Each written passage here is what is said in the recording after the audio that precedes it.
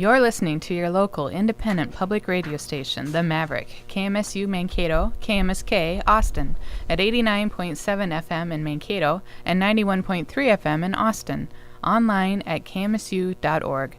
Broadcasting from the campus of Minnesota State University, Mankato. Big ideas, real-world thinking. Good job. We're now in that magic hour where one of the Johns from They Might Be Giants should be calling us.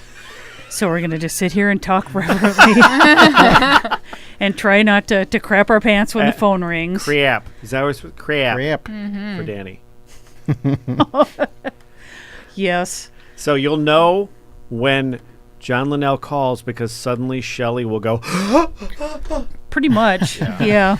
This will be, I mean, we've met him now in person. Mm-hmm. I'd met him even before. If you can count the way that I met him before, well, I had him do a station ID for us that didn't work at one place. They did a little set at a bookstore. Mm-hmm. Then I went and saw them at another bookstore, and I was there super early because I'm geeky and I didn't know where I was going. So, and I'm a book reader, so I didn't mind looking at books. So I always go and look at the cookbook section, and sure enough, who's in the cookbook section but John Linnell. Mm-hmm. And so he was looking at books, and he just kind of looked at me, and I think he thought I worked there. And he just said, I'm looking for a book on Thai cooking. What can you suggest? And so I suggested a book for him because I actually love Thai cooking. Do you remember what that book is in case anybody's looking for a book on Thai cooking? I want to say her name is McDermott. I have it at home. I'd have to look to be certain, but he ended up buying it. So, well, there you go. But we met him. We've talked to him now a couple of years doing this, but it still makes me nervous talking to both of them. I feel a little more comfortable with Flange just because I said like the most embarrassing thing ever the one year, and he still continued to call back when I pitched him the Rainbow Chasing show. I had completely forgotten about that. Well, I feel like that was a low point, and I've come back from it, so it can't get worse. It's only going to get better. Sure. So I feel like it's going to be okay. That's the attitude. Might it be Quick and Easy Thai, 70 Everyday Recipes by Nancy McDermott? It's not that one. Not that one. No. Oh! But I think that is her name. Okay. Nancy McDermott. That sounds right. Okay. But we're just going to play songs until John calls, basically, your requests. And so keep them coming our way because we love it. We just got a request from Jason in Springfield, Missouri, who says his station is KSMU. So that's got to be a little confusing. I often mistakenly will get that station up when I'm trying to get KMSU.org. Oh, really? Yeah. Isn't that what Ledge called it at the first Mankato show? KSMF. I think you put an F in there somehow, too. Yeah. But keep the requests coming. You can basically send them to us at tmbg.love. The contest is over. Tom's making weird faces, but he won't tell us what's going on because he barely speaks to us now. He just talks to us through the text machines. Something tells me that we need to start playing music so we can talk him off the ledge. Are you okay? It's good. It was close. Did you almost delete the internet? I nearly deleted the internet. Did you press all the of the shiny internets? candy-like button? I nearly Tom, unplugged they it. don't really have catalogs anymore. How am I supposed to get anything? God. We've got another box with the internet in it in the office. Backup internet. Replacement internet. I have got queued up, ready to roll, request for Hannah in Louisiana. We want a rock. And just keep those requests coming. 507-389-5678, as Tim just said, is the number to text us. Otherwise, go to tmbg.love/requests. How was that? Perfect. All right, here we go.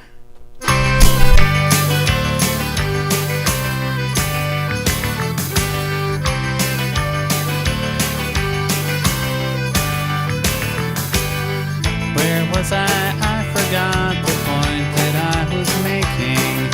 I said if I was smart that I would save up for a piece of string and a rock to wind the string around. Everybody wants a rock to wind a piece of string around. everybody wants a rock to wind a piece of string around. Throw the crib door wide, let the people crawl inside. Someone in this town is trying to burn the playhouse down. They wanna stop the ones who wanna rock to wind a string around. But everybody wants a rock to wind a piece of string around. Throw the crib door wide, let the people crawl inside. Someone in this town is trying to burn the playhouse down.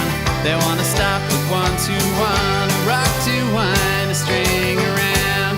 But everybody wants a rock to wind a piece of string around. If I were a carpenter, I'd hammer on my piglet. I'd collect the $7 and I'd buy a big prosthetic forehead and wear it on my real head. Everybody wants prosthetic foreheads on their real heads. Everybody wants prosthetic foreheads on their real heads.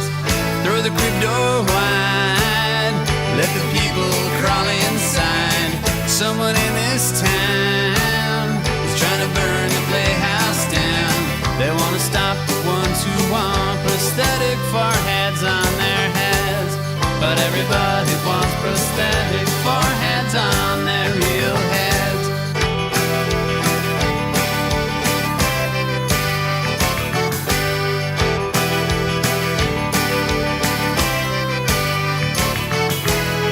Throw the crib door wide, let the people crawl inside. Someone in this town is trying to burn the foreheads down. They want to stop the ones who want to rock to wind a string around. But everybody wants a rock to wind a piece of string around.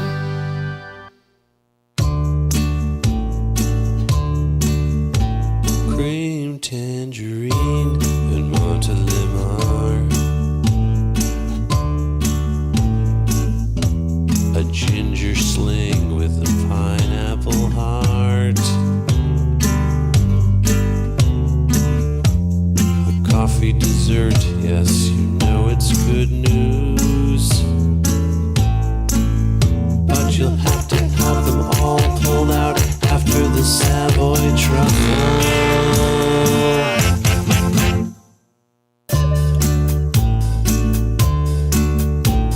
Cool cherry cream, a nice apple tart.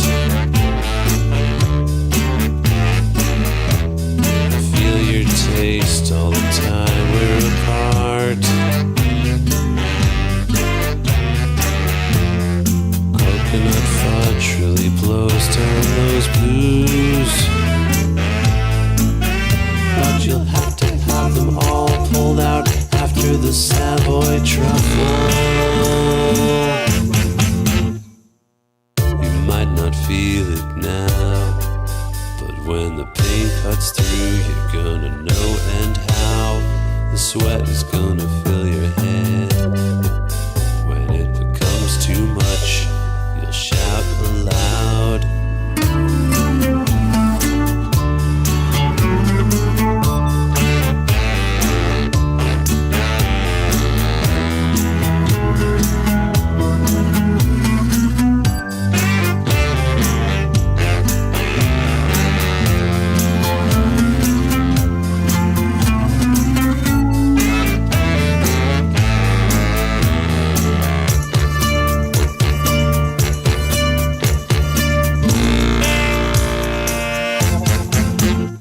You know that what you eat you are, but what is sweet now turns so sour. We all know oh blah dee blah da, but can you show me where you are? Cream tangerine and Montelimar, a ginger sling with a pineapple heart, coffee dessert, yes, you know it's good news. But you'll have to have them all pulled out after the Savoy Truffle. Yes, you'll have to have them all pulled out after the Savoy Truffle.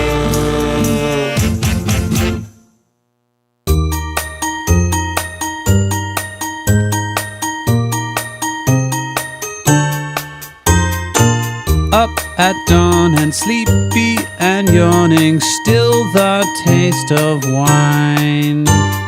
Then I remember you're mine, and I've got a world that's fine. What's before me? Routines that bore me. Punch the clock at 8. But what a lucky guy I am. I've got a world that's great. Atom bombs, Cape Canaveral and false alarms. Half the universe is up in arms.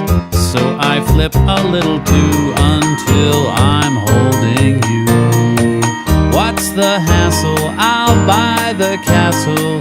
We can live like kings if we're together forever. I've got a world that you've got, a world that we've got, a world that swings.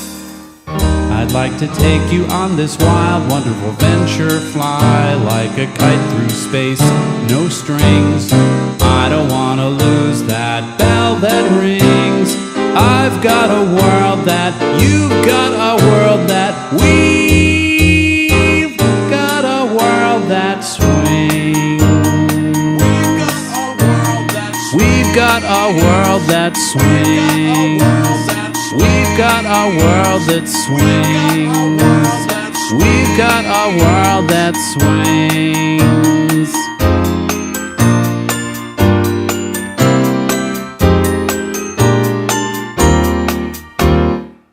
2 plus 3, no longer 5.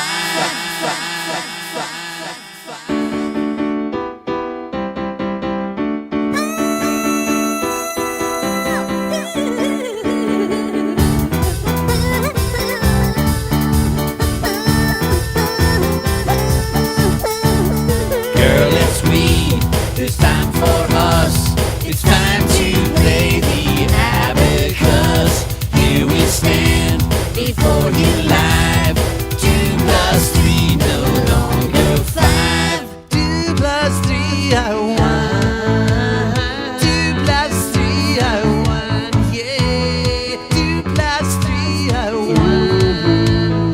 2 plus 3, I won. Yeah. Do the math, girl, and then you see why I never need a bath, girl, cause I'm covered in foam. I got my homes, I'm not alone, and there's an extra hand for my ice cream cone. Yeah, I got points like a star, there's no room in the car, and if it looks like rain, get underneath my massive brain. 2 plus 3, I won.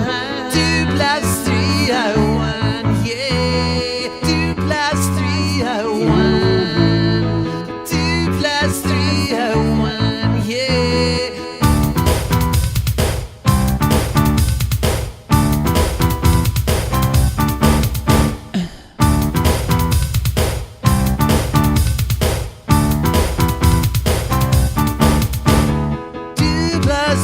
I won.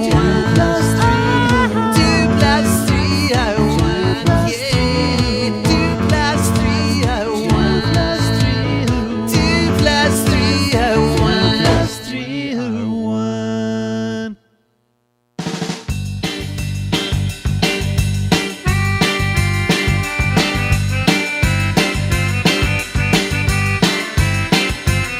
Everybody saying, who's that icky guy?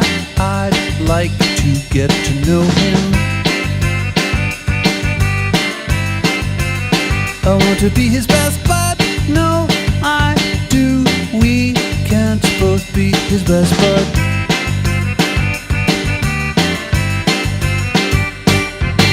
Oh, is that sucking all the oxygen out of the place? First name getting all up in your last name face. First name getting all up in your last name face.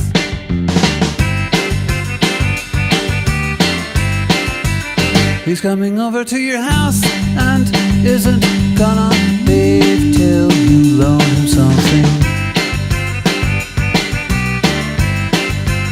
You got a nice pair of slacks, which he takes, but will only return one of them.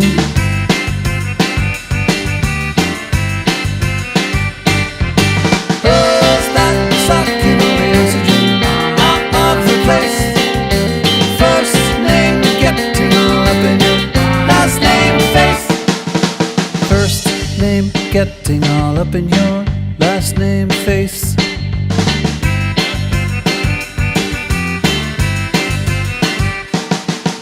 Here, this is yours, I'm done with it, I brought it back. Don't know anything about some other slack. I only borrowed one slack. Who's that knocking over everything within reach? Full-time occupation listed as life training leech. Who's that sucking all the oxygen out of the place? First name getting all up in your last name face. First name getting all up in your last name face.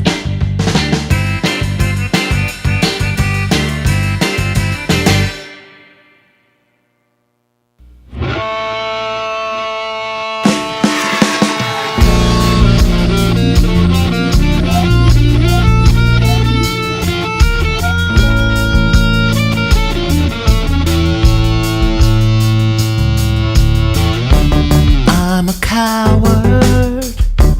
It's a miracle I dare breathe.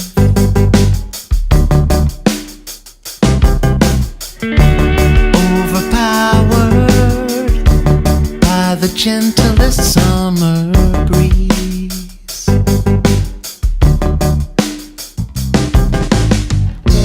Even when I close my eyes, I like to think that I'm hiding. I need a confidant, a co-conspirator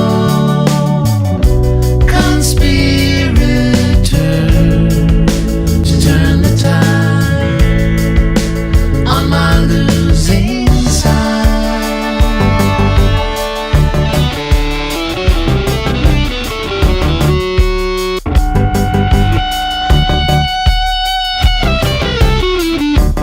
I'm a coward. Guess I'd best make myself clear.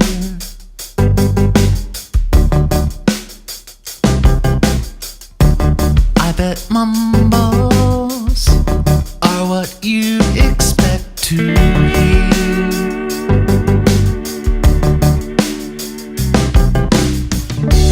I need a confidant who can see past my faults and take the time to save me from myself.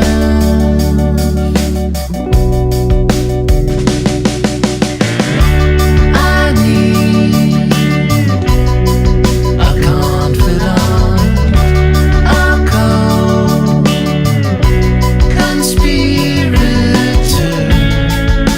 to turn the tide on my losing side.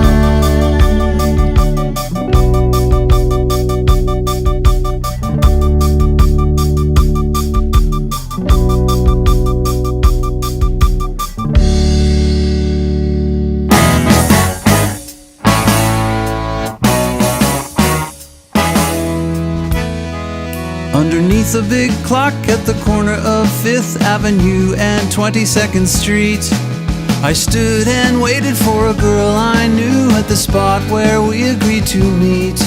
It was 4 minutes of 2.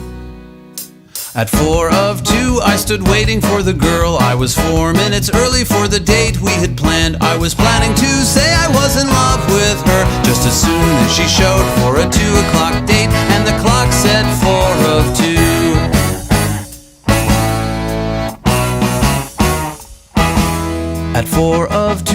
was staring into space. She was not yet late, according to the clock. I was feeling nervous, so I kept looking up at the clock sticking out of the side of the building, and it still said 4 of 2.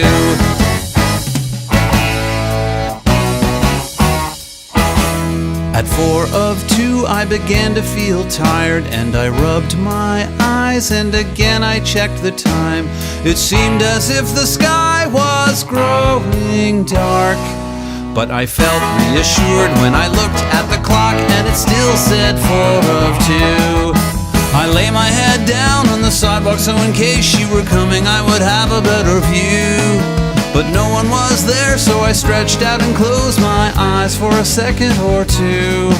It was 4 minutes of 2.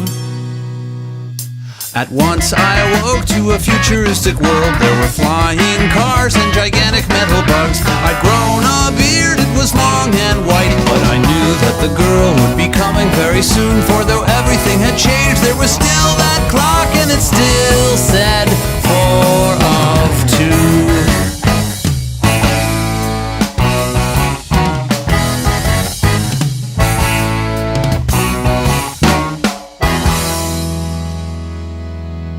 I know, I said that I would quit. Alright, I promise no more after this. You don't know how I tried to forget what it was like. I remember now why they called it Thunderbird. Why they called it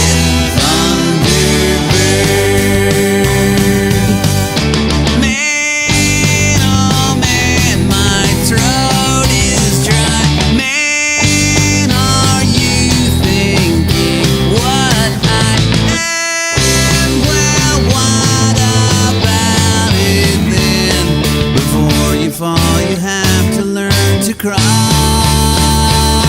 You can't see heaven when you're standing tall. To get the whole sky on the ground, you have to lie. I remember now why they called it Thunderbird. Why they called it Thunderbird.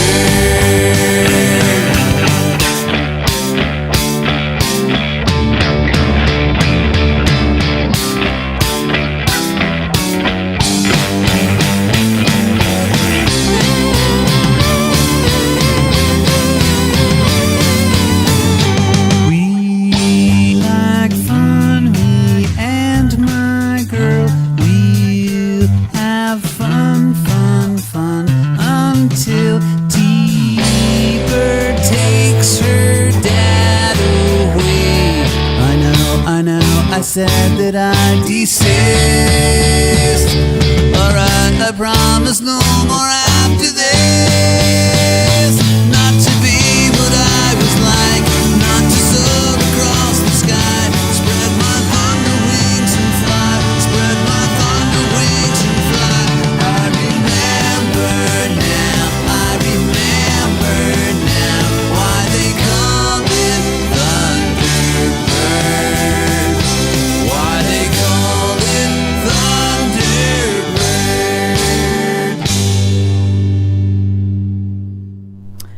Thunderbird. Going out to Jacob in Ocean Grove, New Jersey. Going out to Hawaii before that, 4 of 2. Yeah, and let me read that. He sent a great text. He requested 4 of 2 because he actually took a picture of the clock that they're singing about in that song at 1:56 when he was in New York City. Oh, cool. So that is super cool. That is very cool. Hello in Hawaii. He said he's just waking up, so it must be wake up time in Hawaii. Angelo in Sao Paulo, Brazil. I'm a coward. I'm just declaring that right now to Angelo. Amanda in Connecticut requested Icky. Milo in Baltimore. 2 + 3 equals R1. Is that right? Did I? Yeah. Okay. It's close enough. Spencer in New Brunswick. A World That Swings. Then Dr. John in Leeds and Katie in St. Augustine, Florida requested Savoy Truffle. And Hannah in Louisiana requested We Want a Rock. Great request. We're still expecting a call at any point from John Linnell. So don't go anywhere. Please be patient. These are busy people. Right. And we know that they'll always call. They've always come through every year. So at some point they'll be calling. And again, Flans, we are expecting sometime around 5 p.m. or a little bit after that. We're only on till 6 p.m. I don't know why I'm saying only. We're only doing 12 hours of They Might Be Giants. A mere 12 hours. A mere 12 hours of 2-minute songs. We should really step up. Well, Tom, you've got some news that you'd like to share in the coloring world. This, pardon me. This is breaking news. Wait. Beep, beep, beep, beep, beep, beep, beep, beep, beep, beep. Today, Tokyo. So, if you go to tmbg.love/coloring, you can see all of the entrants of the U.S. NMAP coloring competition and vote. On the left-hand side, there'll be a little radio buttons that you can select which one you like. To identify Coloring. which map is which, if you click on them, you can see a full version, really soak in their majesty, and in the bottom corner, there'll be a number that appears. So this is listener's choice. This is fan voting. These are great. Yeah. Let the people's voice be heard. Yes. So we're going to have fan voting and DJ voting. Excellent. I see So some favorites right off the bat. 2 separate awards. These are fantastic, you guys. Good job. Yeah, this is amazing. Yes, I think amazing they're all work. pretty. When do you want to cool. declare a winner? Well, it's going to take a little bit of time to count, so I think maybe we should say we should stop the voting at 5. No, we're going to be doing interviews, and you're going to be can't count while we're doing that. Oh boy, should we wait till after the show? No. We can wait till after the show. To declare a winner? No, can't you close it? Counting is hard, 4 o'clock. Counting is hard. but then I'm still also doing other But it live gives you, tweeting and it stuff. gives you an hour. Counting is so hard. Well, let's bicker about this off the air. Okay. I just think it'd be fun to announce a winner while we're all on the air. Oh, sure. Have you picked up that we just made this up just today? On the fly. It's a good idea, though. Well, if you need help with math, you know Tim and I are right here with our hardcore math skills. We can find a calculator. We'll announce a deadline soon. Okay. Well, let's say by midnight tonight. That sounds sure. That sounds fair. Guaranteed. But they have to vote by Midnight. 6 p.m. By the time we're off the air, they have to have voted. Sure. Does that work? Okay. Sure.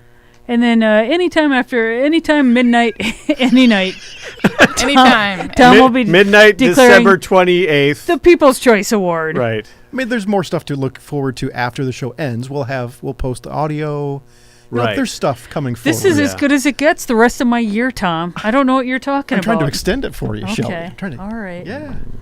I'm going to be too tired. I'm going to be in bed when you make a choice.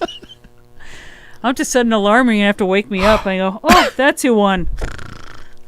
You can dream about it. It's like I was there. Bottom line, tmbg.love/coloring. Please vote. Thank you for bringing it back full circle to things that really should be talked about and not snoring sounds. Right. We're at the bottom of the hour. I have to do a station ID, and then I have forgotten what I have up next. Although I do want to... No. You got the request for Eric. Yes. I do want to do a shout out to Patrick. This is the first time I've gone to Facebook to look at miscellaneous tea, and the first thing I saw was Patrick saying that he has taken over his Works coffee shop for the remainder of the hours that they're open, and it is the music is being commandeered by the Maverick, which would be us. Where, do we know where that's at? I just saw Patrick is in Madison, Wisconsin. Hey, Madison. Nice. So go Greetings out, from Mankato, Minnesota. and Patrick, I don't know if you want to share with us where you're at. We can shout out your coffee establishment so that maybe other They Might Be Giants fans in Madison can go and listen in with you. You just have a Sure. party, Oh, that'd be cool. TMBG party. But Amped up on the caffeines. that's right. Have you had coffee today? No, I've just had soda pop. Well, good for you. Good for you. All right, so we've got, what do we have coming up? Oh, When Will You Die? Going out to Eric in Roseville. Your cousin Eric, right after this. Casting from the campus of Minnesota State University, Mankato.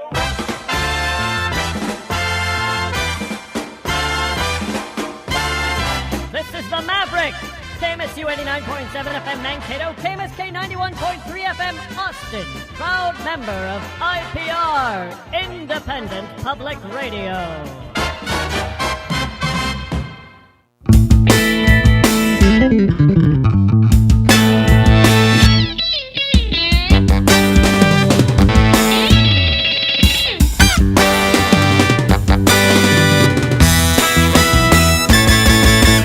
Walking stick, lobster shell, cellophane, acid bath, legal pad, nitrogen, avocado, sleeping bag, rope,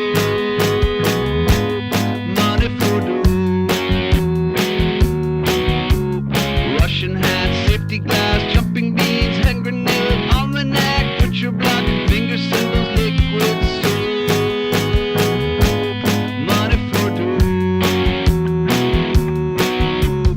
opera glasses, letter introduction, rubber gloves, chewing gum, antenna, magic marker, Edna Ferber, novel, baking soda, cobra venom, poker caddy, money for dough, banjolin, a dozen oysters on the half shell, wooden leg, galvanized turd, money for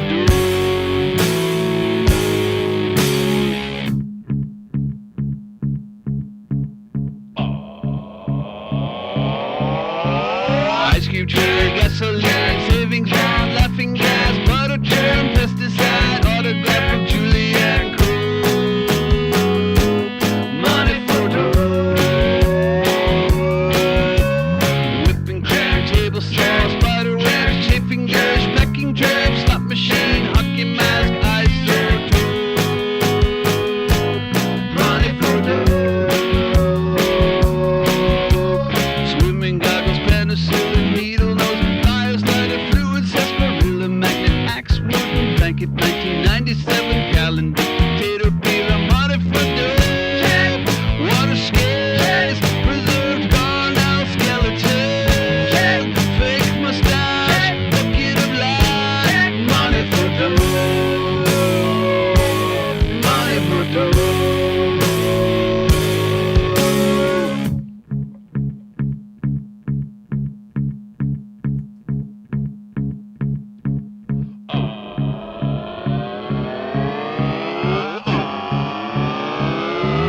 Money for dough, banjolin, a dozen oysters on the half shell, wooden leg, galvanized turd, money for dough, money for dough, money for dough.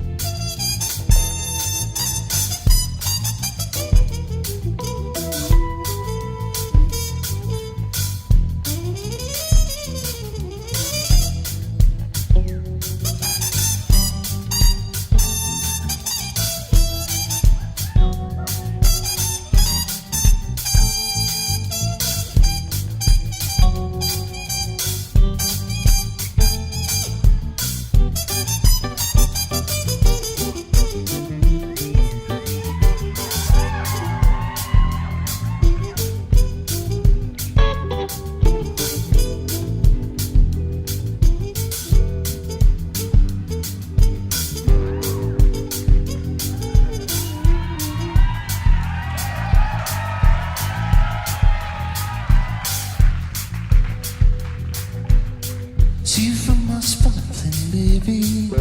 I see you walking on the ground. See you from my spot, the bus is paving. I can see right through the ground. You want to be a spy, and you must really see. And you must really see if you want to be a spy.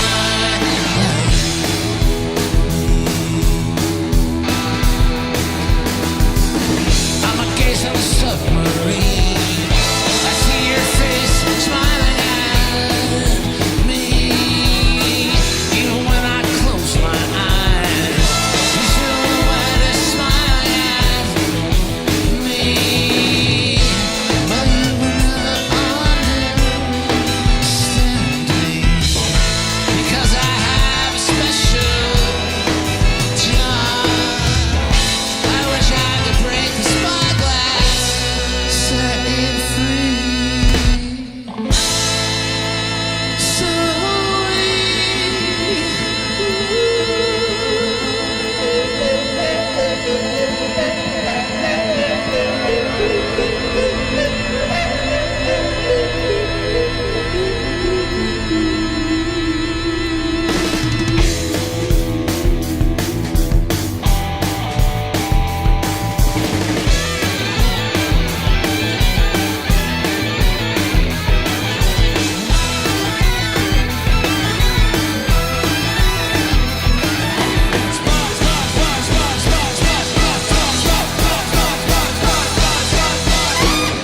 Spy! Spy! Spy, spy! Spy, spy, spy! Spy, spy! Spy, spy, spy!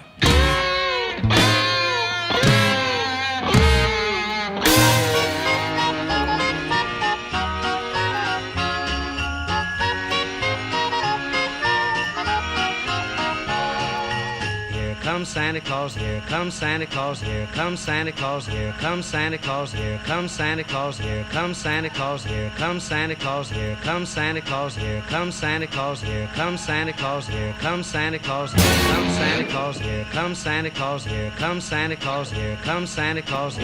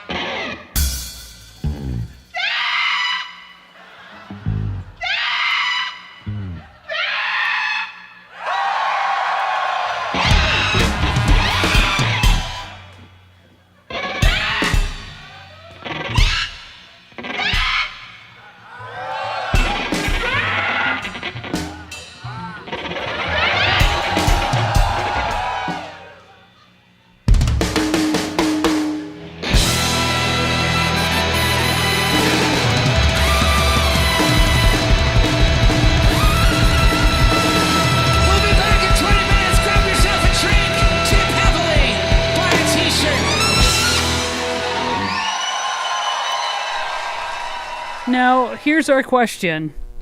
Was anybody who's out there listening at the show where this was performed?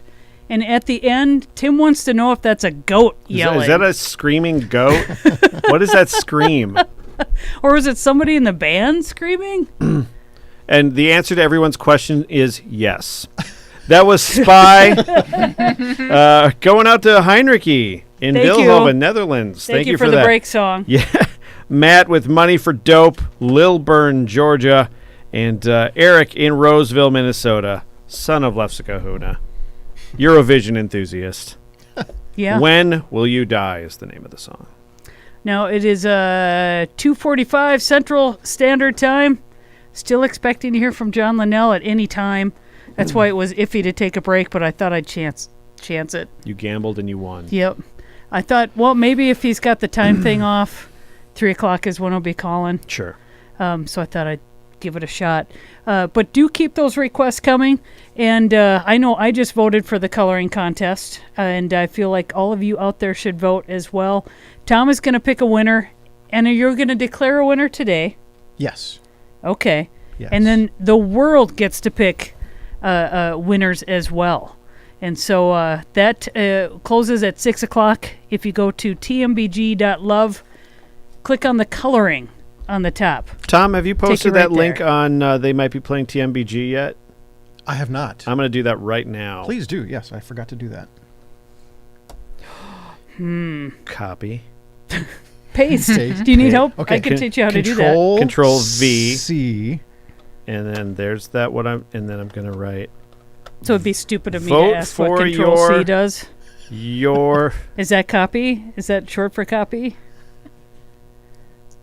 Don't look at me like that. Just speechless. Where's Grandma when you need her? All right. Grandma and needs share. to tell. It hath been shared. Yes. Thank you, Tim. Yeah, All you're right. welcome. So you can find that link. If you don't have time to scroll around on a web page, you can go and scroll around on a Facebook page and find that. It's right up there. We did just get a sneak peek at Heinriche's artistic impression of Man Camp eating a chocolate $100 bill. It's pretty cool. Which is what, if you text us, Man Camp, the hamster that runs our texting machine down in the basement, gets with every text message. Right. Because he has to jump on a wheel, make it spin to get the text to come up to our computer. Right. This is really high-tech stuff. I mean, Control C, that's like kindergarten stuff to them downstairs. Because of all that Black Ops technology. So Man Camp jumps on that wheel, makes the text message come up to us, and then he gets a treat. Every day it's something different. And today he's getting chocolate $100 dollar bills. Right. With every single text message. It's so if also literally incredible. It It is. You would think it's not know. real, but we should share the picture of Man Camp's door. Oh, sure. Oh yeah, I'll see if I can find in that the other room. because there is a little door here for Man Camp if he wanted to come up here into the studio, but he never does. I mean, he has everything he needs down in the basement. And there's also if you go in the elevator and you have a special key, you can put it into this thing, and then like somehow magically a basement appears in the building where he is located. It's all very Willy Wonka. It is. It is really, really Willy Wonka. Now I'm just seeing Gene Wilder singing that song really slowly. So keep the requests coming. We're just going to play They Might Be Giants until we hear from a They Might Be Giant themselves. And so you can give us your requests at 507-389-5678. You can also go to that tmbg.love site that we've been talking about since 6 o'clock this morning and go to the request portion of that and request songs. I'm just picking and choosing now the requests that are coming in that we've not yet played. And so keep them coming our way. What's that? Tom should share some stories, I think. Okay. Sorry. You Didn't mean just to pointed at him. Tom, do you have some stories that you'd like to share, or are you too caught up in the maths? I'm coming down from the high of maths. Wow, you're weird. It's like huffing. But let's see, what do we got? Oh my goodness. I thought you had one. I'm sorry. Oh, I got Lori McDonald in Adrian, Michigan. says, I got married in June 1989. We danced our first dance to Tiny Bubbles by Don Ho, but the next dance with the bridal party was danced to Shoehorn with Teeth. Oh, nice. Most people at the wedding did not understand, but it brought me great joy. We had a great reception. Thanks, guys. That's fantastic. Oh, I get to DJ my niece's wedding, which I think is going to be basically just running a playlist off of Spotify at this point, because I think that's what it's going to be. But I would love to throw in something like Shoehorn for Teeth just to see. But the thing is, I'm going to share a story. My niece is getting married in January down in Tennessee. She called me the night that she went on her first date with her fiance, soon-to-be husband, Gabe, and said, I went on this date with this guy, wasn't too sure because she actually met him on some kind of dating service thing, and she had never done that. She wasn't too sure I was going to work out, but she said he picked me up in his car, and he had a They Might Be Giants bumper sticker. And I said, you marry him. There you go. I said, he's a keeper, you marry him. And sure enough, like a year and a half later, they're getting married. So that's very cool. We'd love to hear your stories. You can submit those as well at tmbg.love.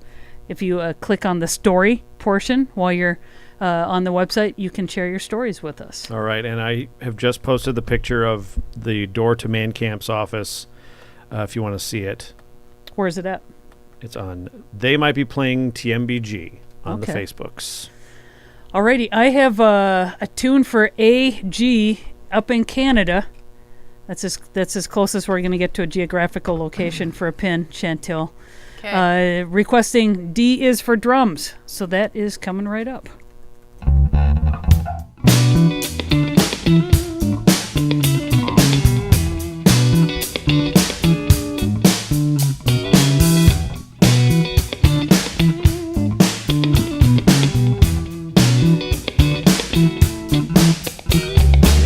Hey, John. Oh, hey, John. What's going on? Man, I'm confused. You're confused. Why? I'm no good at remembering stuff. Really? Yeah. Like what? I can't remember what D is for. You can't remember what D is for? I think it's for an instrument you play in a band. I'm surprised you can't remember what D is for. I can't remember, there's too much noise. Put your thinking cap on, John. I'll give you a hint. See, I can't find my thinking cap. I think it's lost. John, come on, tell me. D is for what?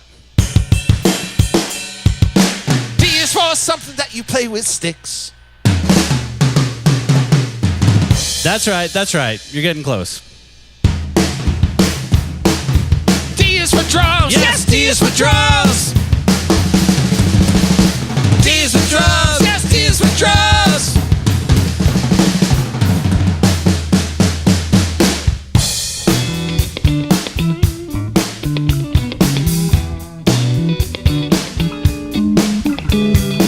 Well, I'm glad we got that straight. Hey, John. Yeah. I need some juice. I got some juice. Well, let's go to your house. Okay. I'll meet you over there. Okay.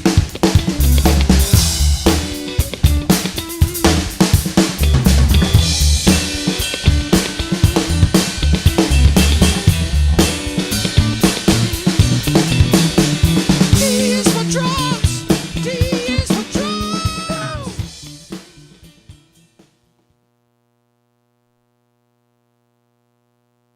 Down, down, down you go. No way to stop. As you fall, hear me call. No, no, no. Listen to this warning and consider these simple words of advice.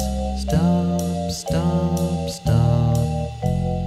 Fogging the view, cupping face to the window. In darkness you make out a spiraling shape.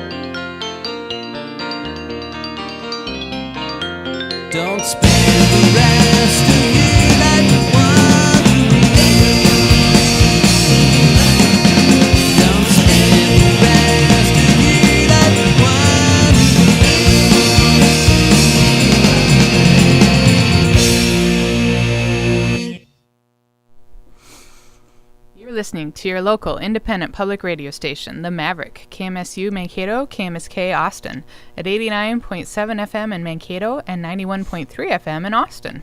Online at kmsu.org. Broadcasting from the campus of Minnesota State University, Mankato. Big ideas, real world thinking. Good job. I think that's your best one yet. I don't like last hours with the my the accent. Ledge Iowan accent that she was doing. You know, it doesn't hurt to kind of mix it up, try new things. I thought that was pretty good. I've got your back on that, Chantel. Thank And you. if you wanted to do it again, there'd be at least one person in the room that would be giving you thumbs up. At least one. Yeah. That's me, by the way. What did we just hear? We'll tell you. That was Sapphire Bullets of Love going out to Aiden And in Scotland. for that JI Spiraling Shape going out to Calgary, Canada. And AG also in Canada. Apparently the initials are in full effect in Canada today. D is for drums. We've had a lot of Canadian requests, which I think is fantastic, and I think probably is because of the tour. They just went through Canada. I hope that everyone in Canada got to see them on this tour because it was probably one of the best shows they've ever seen. Ever. And may ever see in their lifetime. Welcome to our number 9. Number 9? That's really crazy. Yeah, 9 or 10? I just looked up and went, holy crap. 10. Wait, this is hour 10? Yes. What happened to hour number 9? Well, Welcome to hour number 10. Time. Well, we're till 6. Right. We have 3 hours left. this is the 10, beginning. 11, Starting 12. hour The 10. beginning of You were 10. right. See, I don't want to talk about how math is just strange. But we are still It's expecting... destroyed almost as many lives as it's saved. Math. We are still hoping and expecting to get a call from John Linnell. We're expecting a call from him after 2 o'clock. Maybe he's got the time thing a little mixed up. They're on the East Coast. We're Central. I worked it all out with their manager, but you never know. You never know. So we're hoping for that call sometime. Could be at any time. So if line 2 lights up here, you're going to all hear me go, oh! Just And then like these that. guys are going to look at me like I don't know what to do. Uh-huh. But I do have a song queued up. So we'll be good to go for that. But in the meantime, we're just going to keep playing music from They Might Be Giants. We've been playing your requests all day long since 6 a.m. this morning. And really enjoying the They Might Be Giants community that is out there in the world. If you're just tuning in, we have hit all 50 states. We hit all 50 states by 11 o'clock. Right. All 50 states. We've hit all 7 continents. We have hit a number of countries. We're doing pretty good. Yeah. I'm How not- many countries did you say we were at before? Like 16? 16? Jeez. Sorry. We're basically just looking to hear from you guys. We've been sharing stories from fans as well. 17 countries. 17. All right.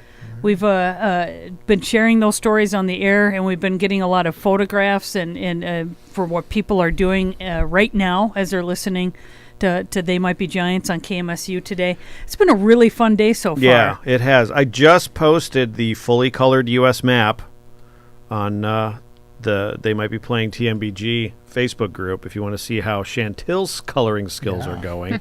And if you want to see how the rest of the world's coloring skills are going, I also posted a link to the coloring contest on that Facebook group as well. So you can click on that and you can see all the cool submissions we've gotten and you can vote on them. Yes. Yeah. And it's pinned to the top of the Twitter feed, too. That's right. Pinned to the top of the Twitter feed. That's right. We didn't have anybody text for a band name from you, Tim. That's okay. I think it's because you prefaced it by saying it might be AM showers or PM fog. Right. I kind of did that on purpose. You kind of don't know a good band name until you hear yourself say it. Right. And then you go, oh, that's a good band name. Oh. But we are loving the requests that are coming in. I am trying not to repeat songs, and in fact, if I have, it's been a different version. So we're up to what for our list now for songs? Let's see. Oh, for Pete's sake, 127. Okay. That's all your requests. I have not yet picked a song yet today to play. And so good job, you guys. I'm applauding you right now. Keep them coming. By texting them to us at 507-389-5678. or you can go to tmbg.love, the website that we've been sharing with you all day long, and just leave a request there. At the top of the page, you'll see it, or if you go to tmbg.love/requests. Right. Alrighty. Yeah. Should we just get back in the music? Yeah, I'm fine with that. I mean, we have a ton of requests. The second that we get John Linnell's call, we, of course, will probably, hopefully, not be in the middle of a song. We'll be at the end of one, and we will break in. So as soon as we hear from him, we will let you guys know, and you'll be in on the conversation. But in the meantime, I am not sure what I have queued up. We'll find out together. Sapphire Bullets, maybe? I think we already played that. No, we just played that. Oh. So this would be... I don't remember what I picked out. Let's find out. James K. Polk. Yeah. In 1844, the Democrats were split. The three nominees for the presidential candidate were Martin Van Buren, a former president and an abolitionist, James Buchanan, a moderate, Lewis Cass, a general and expansionist. From Nashville came a dark horse riding up. He was James K. Polk, Napoleon of the stump. Austere, severe, he held few people dear. His oratory filled his foes with fear. The factions soon agreed, he's just the man we need to bring about victory, fulfill our manifest destiny, and annex the land the Mexicans command. And when the vote was cast, the winner was Mr. James K. Polk, Napoleon of the stump.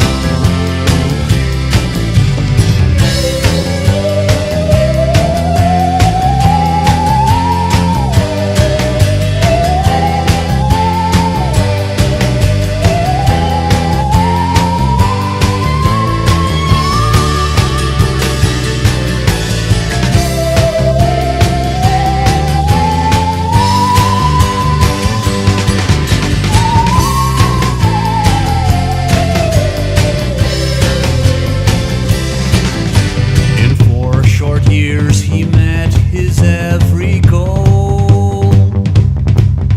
He seized the whole Southwest from Mexico, made sure the tariffs fell, and made the English sell the Oregon Territory. He built an independent treasury. Having done all this, he sought no second time.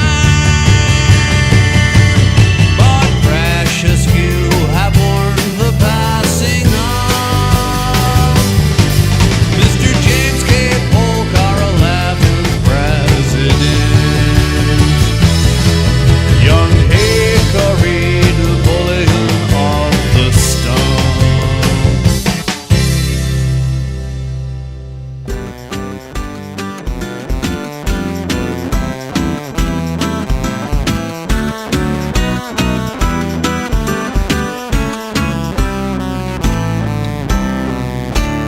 It's impossible to forget the time when there were 6 ways to Sunday. All the same, forget it you must, 'cause this is only going to go one way. A peg-leg captain's ghost once said these words to me when forced to choose between the devil and the deep blue sea. Flip a piece of 8 in the air, 'cause this is only going to go one way. She's lost count of all the occasions she's considered punching his face in.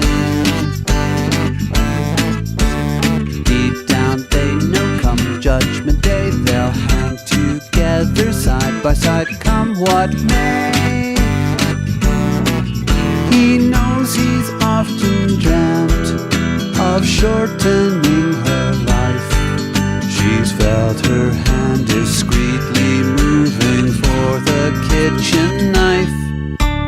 Get a room, you're meant for each other. This is only going to go one way.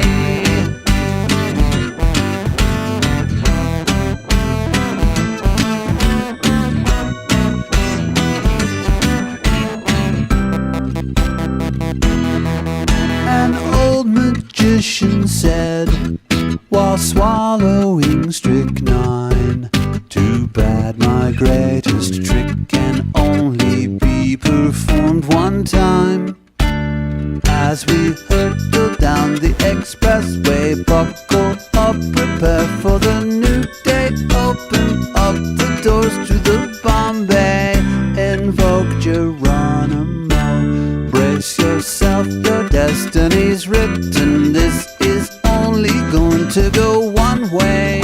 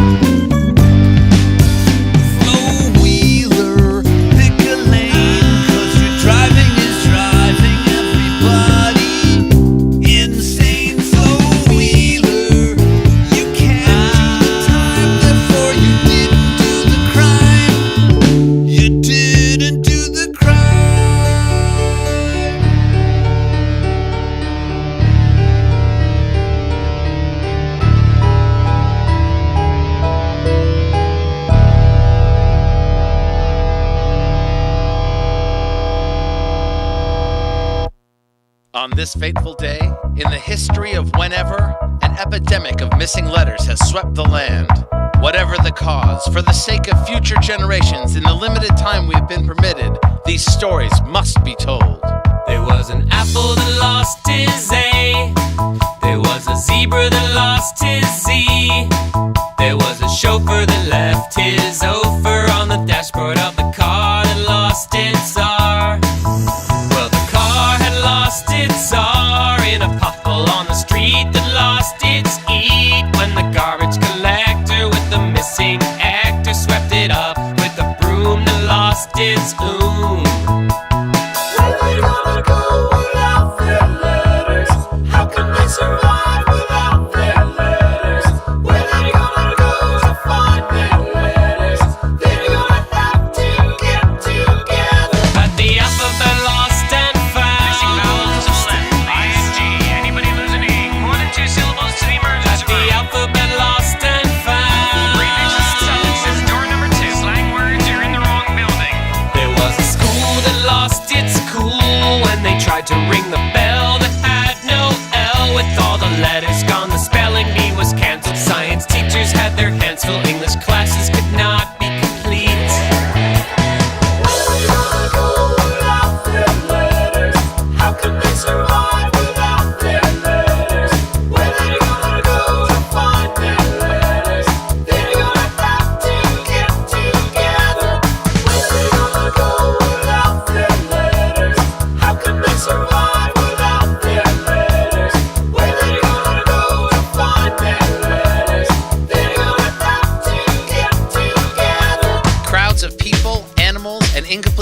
have been reported to be gathering at a previously unknown place to be referred to as the alphabet lost and found. Missing vowels to the left. ING. Anybody losing ing? 1 and 2 syllables to the emergency room. The alphabet lost and found. Prefixes and suffixes. Door number 2. Slang words. You're in the wrong building.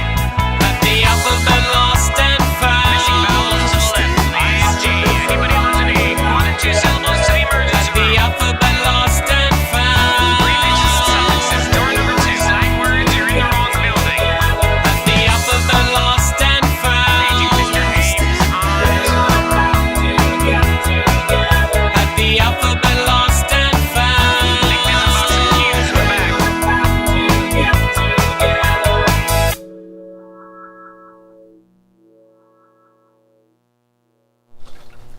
All right. That was an awesome request that I've not heard in a super long time. They've all been awesome requests. It's true. But some of these that I don't get to get back to very often have been really fun to hear again.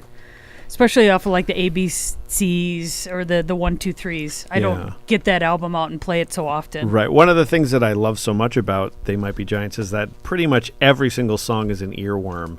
Yep. So if I wasn't hearing a 12-hour onslaught of They Might Be Giants songs, I could hear any given one at any moment, and if that was the only one I heard, it would just be stuck in my head for the rest of the day. And to be honest with you, because, we're from Minnesota, that song to me sounded an awful lot like Mystery Science Theater 3000. It does sound like that, yeah. Which is not a bad thing. South Carolina requested Alphabet, Lost, and Found. Before that, Oakley in High Point, North Carolina, requested Flo Wheeler. Gabrielle in Austin, Texas, This Is Only Going to Go One Way. And Jason in New York, James K. Polk. And one of those was a psychic request, too, wasn't it? Yes, right as I was playing It's Only Gonna Go One Way, we heard from Oakley in North Carolina, he requested 4 songs that was on the list. Right. Then I played a Flo Wheeler for him. We call that a psychic request when we start playing a song right when a request for it comes in. It happens a surprising amount. I think we've had 4 or 5 of them happen so far this month. Tom, we got somebody that just wrote, you never actually played Sapphire Bullets. What? Can we go back in time quick? Well, we better do that. I could have swore we did. That was the history rewind button. I could have swore we did, but you know what? Did We've we been play doing this another for a song while. by accident? And we were just so caught up in the momentum of the day. I don't know. Maybe we just came up to the top of the hour. So maybe I wasn't crazy after all? We're gonna No, play that's not it. We're going to play it now. Let's see. Did we play this? We didn't. No, we I don't didn't. think so. We'll play it now. Okay. And we'll talk over it the whole time.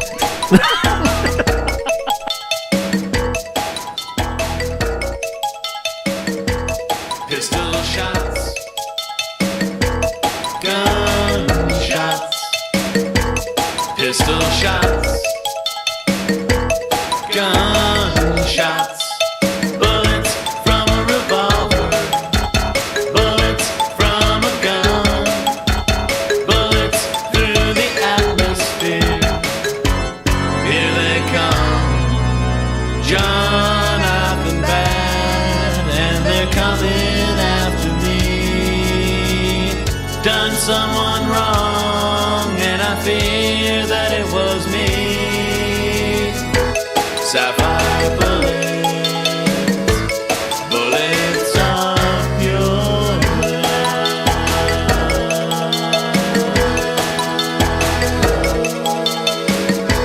Sapphire bullets, bullets of your love.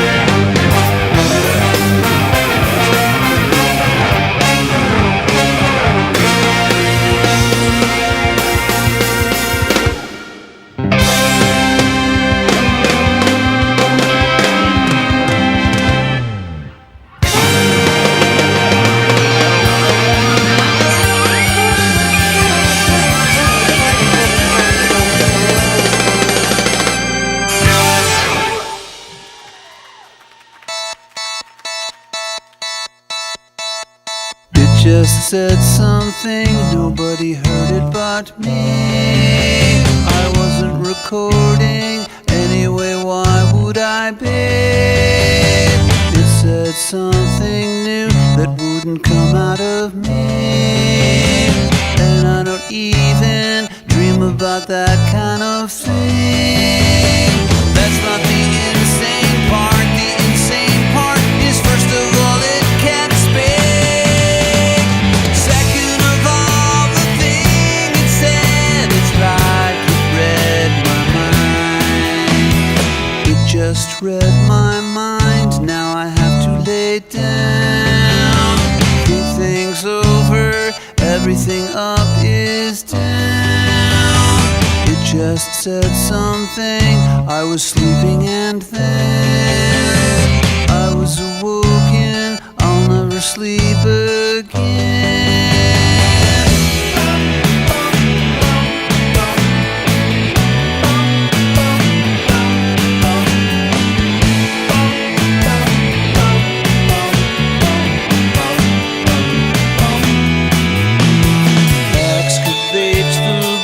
Nobody needs to know why. Sell the delusion, look it in the eye. Speak it in reverse so the babies can see. Dress them in silver, set the monkeys free. That's not the insane part. The insane part is, first of all, it can't speak.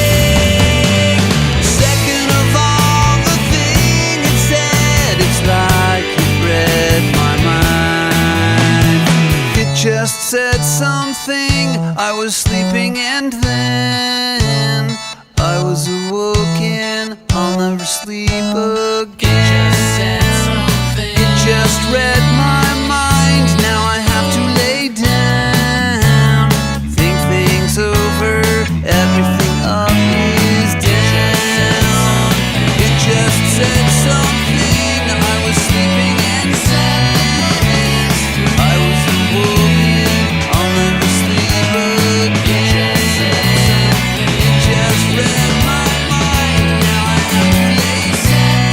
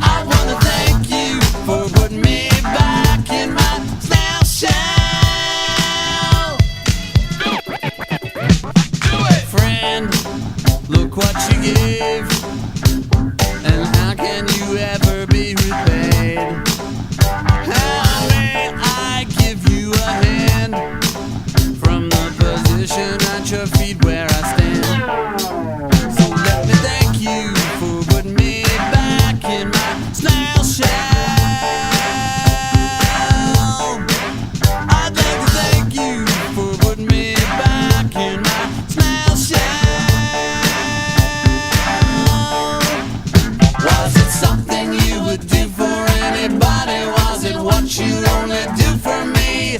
I need to know because you see, I wanna thank you for putting me back in my snail shell. Snail shell. Thank you. Snail shell. Thank you. Do it!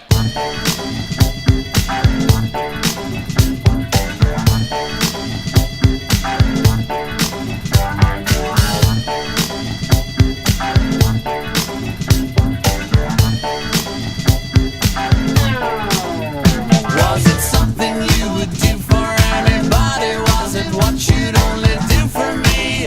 Or was it something where you acted when you saw the need and knew that there would be a way the act could be repaid? And so it may, but for today I wanna thank you for putting me back in my snail shell.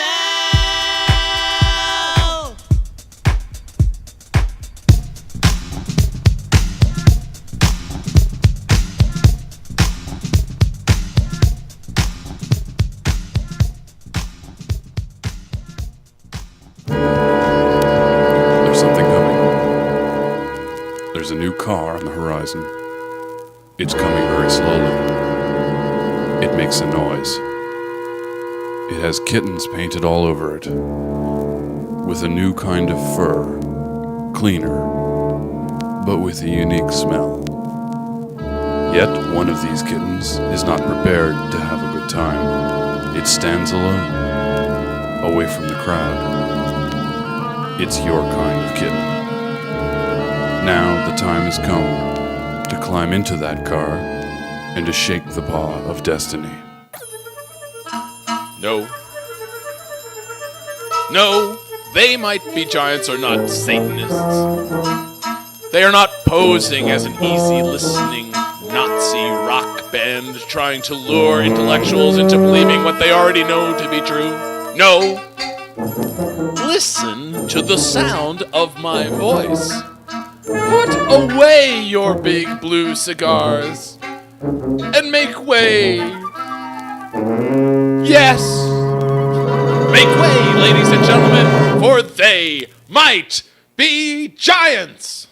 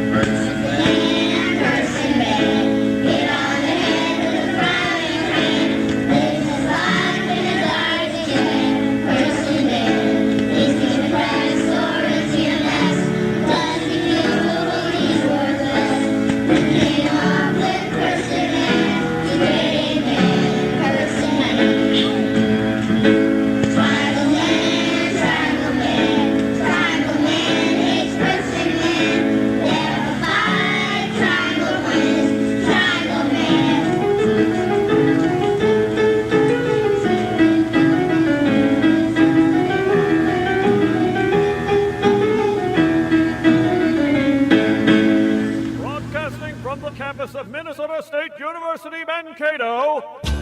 This is the Maverick. KMSU 89.7 FM Mankato, KMSK 91.3 FM Austin. Proud member of Independent Public Radio.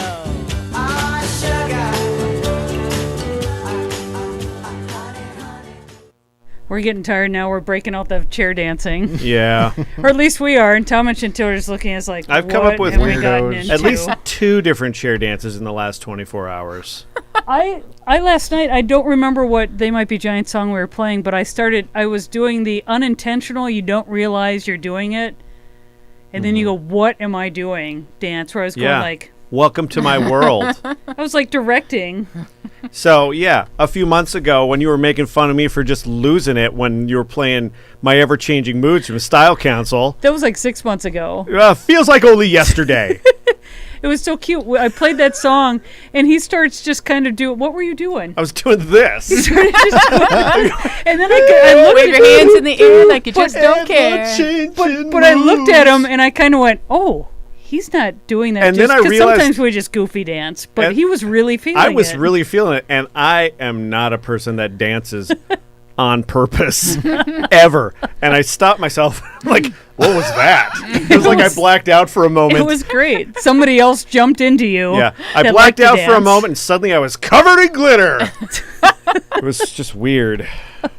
Well, that was a great set. Somebody requested Particle Man, and so I thought, well, I'll play the school children singing, and then I realized, we got to play Kitten intro.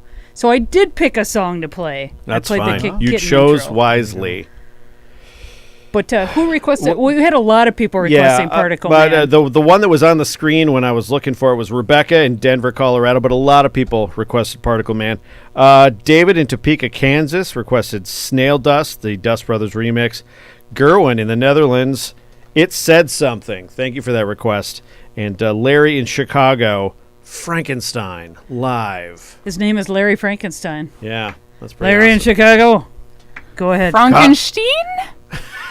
That's true. You're just pulling out all the Mel Brooks quotes, aren't you?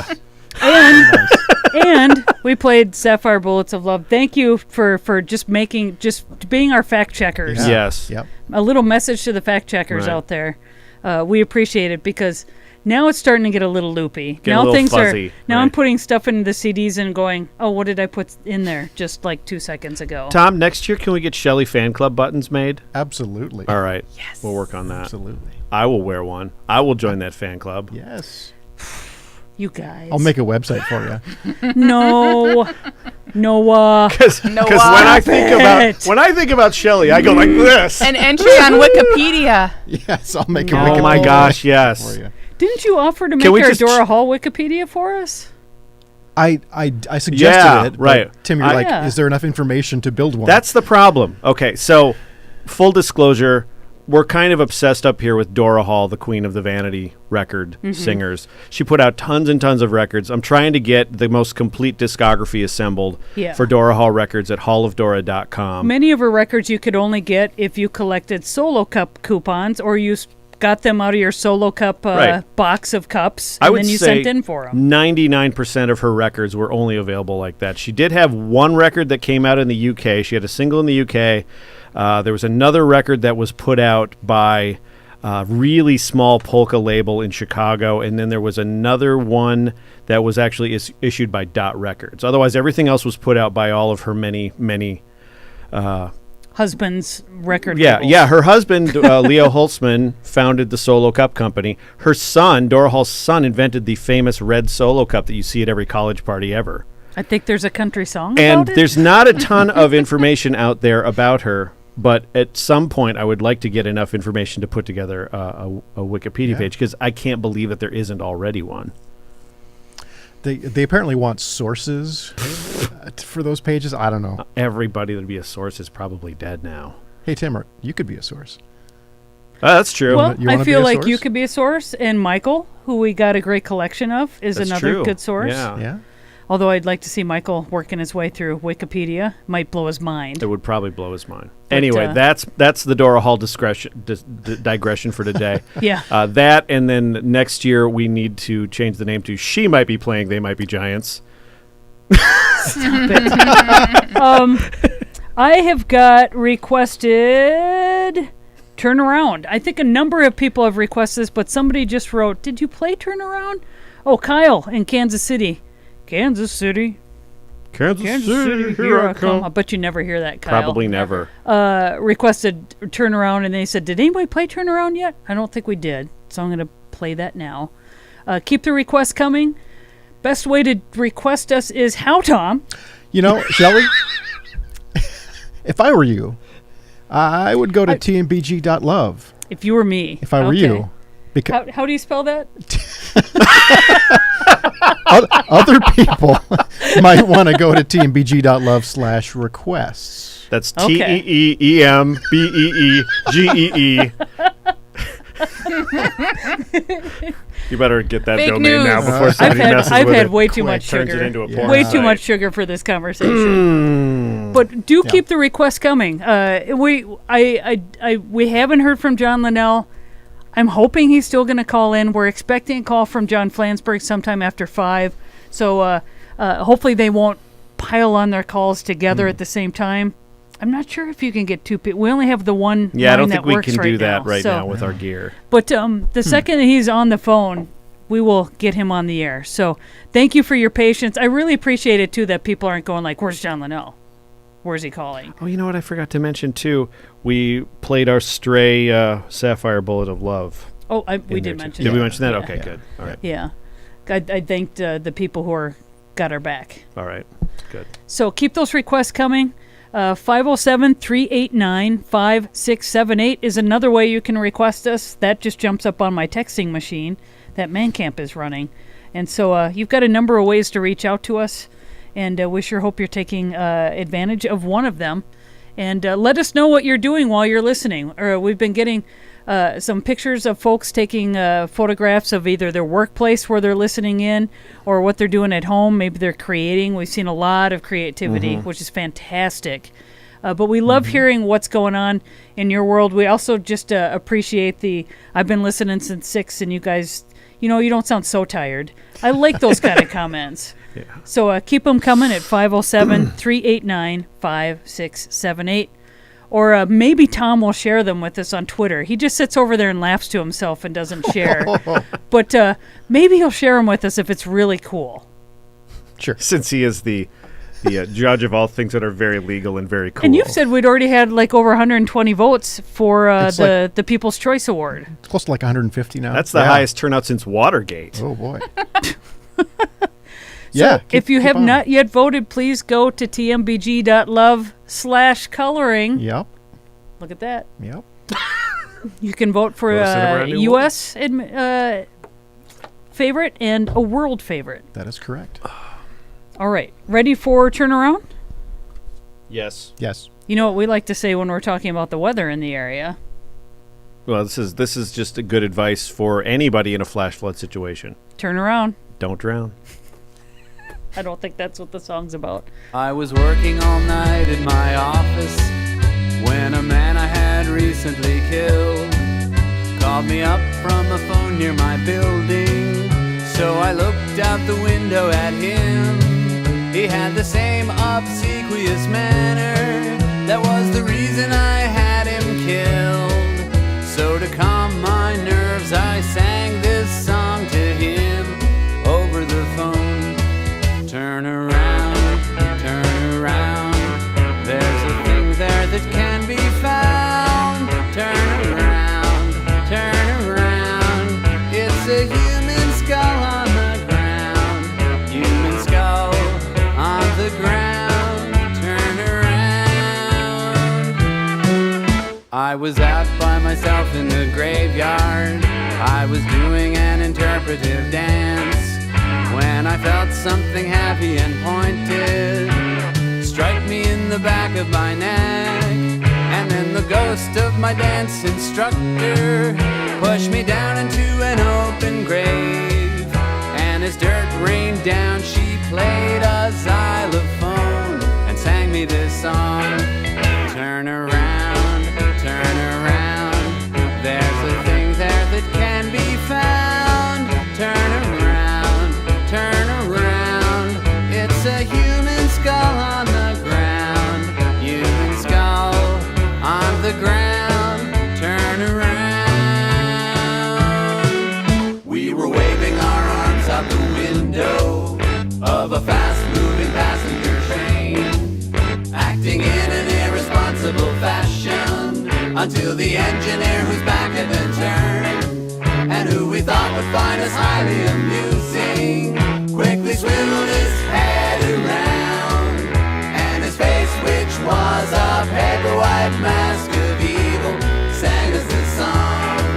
Turn around, turn around, there's a thing there that can be found.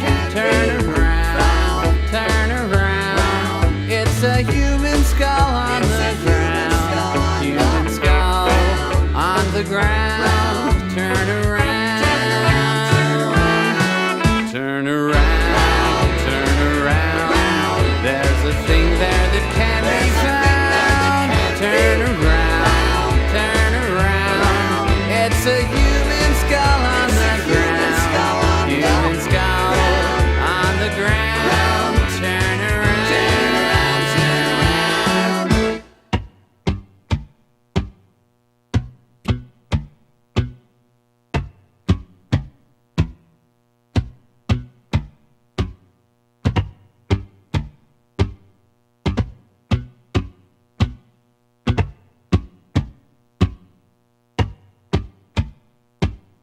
While they were staring at the Citgo sign is when they lost our trail. They thought we were part of a caravan, but we had other plans. You can't catch me where I'm gonna fall. You can't catch me where I'll hide. This world's too cold, this Nova rolls. I'm moving to the sun.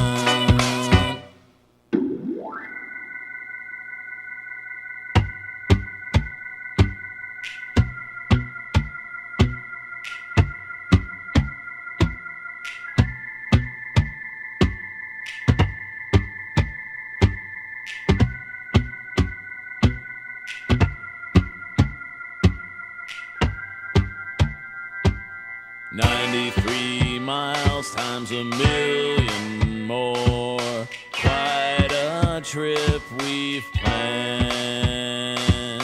I must drive now carefully and figure where we'll land. You can't catch me where I'm gonna fall. You can't catch me where I'll hide. This world's too cold, so I'm gonna run. I'm moving to the sun.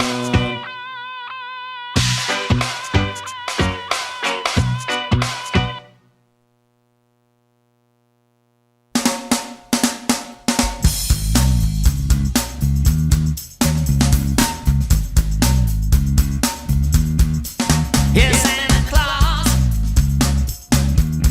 where have you been? I've been waiting here just to let you in.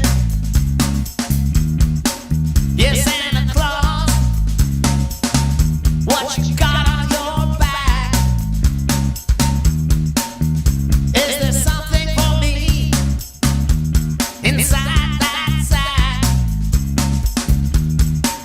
I want a brand new car, a 20 guitar, a cute little honey, and lots of money. Santa Claus, won't you tell me please what you gonna put under my Christmas tree? And he just said nothing, nothing, nothing, nothing, nothing, nothing, nothing,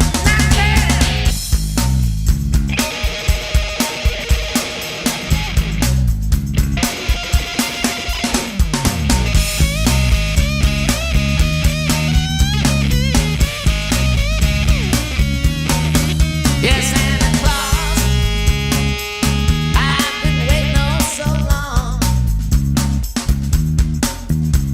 Now don't you do me wrong.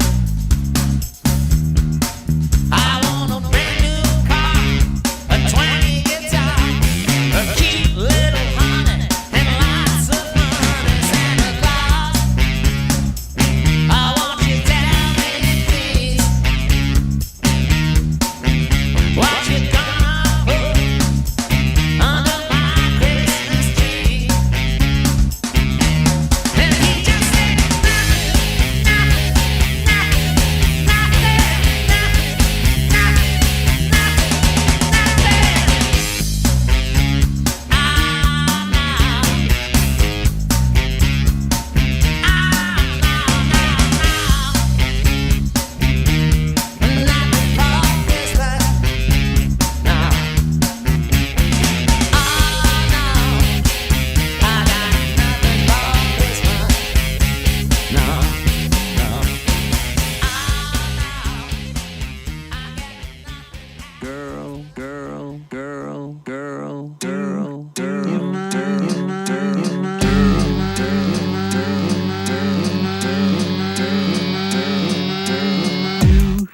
you mind? Excuse me. I saw you over there. Can I just tell you? Although there are millions of cephalophores that wander through this world, you've got something extra going on. I think you probably know. You probably get that a lot. I'll bet that people say that a lot to you.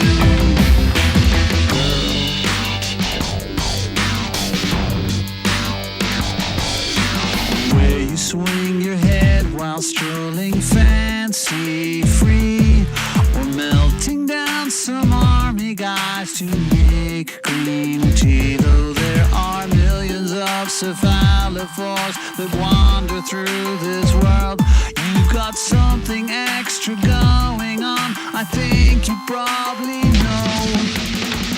You probably already know. You act like I am stating the obvious.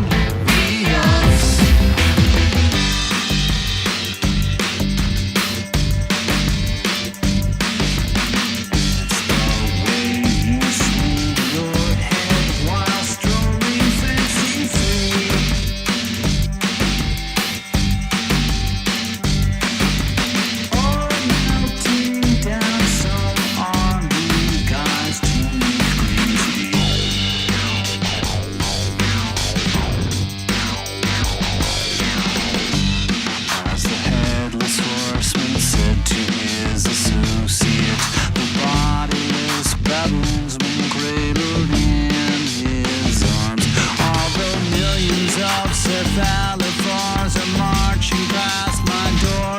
They're invisible to me, except for one cephalophore. You probably get that a lot. I'll bet that people say that a lot, while you are sarcastically lip-syncing along to words they felt were spoken spontaneous.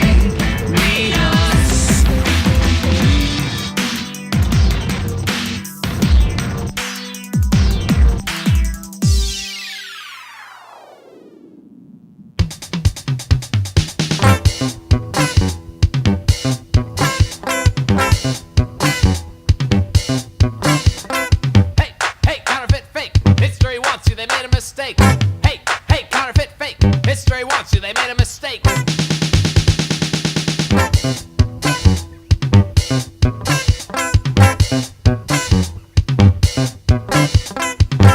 Hey, counterfeit fake. History wants you, they made a mistake. Hey, counterfeit fake. History wants you, they made a mistake.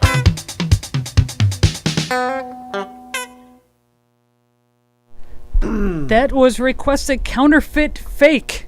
Going out to South Carolina. For that, Nora in Baltimore, Maryland, requesting You Probably Get That a Lot, Elegant 2 Remix. Shane in Gettysburg, Pennsylvania, Santa Claus. John in Brooklyn requesting Moving to the Sun. And Daniel in Louisville, Kentucky, Bring It Home with Turn Around.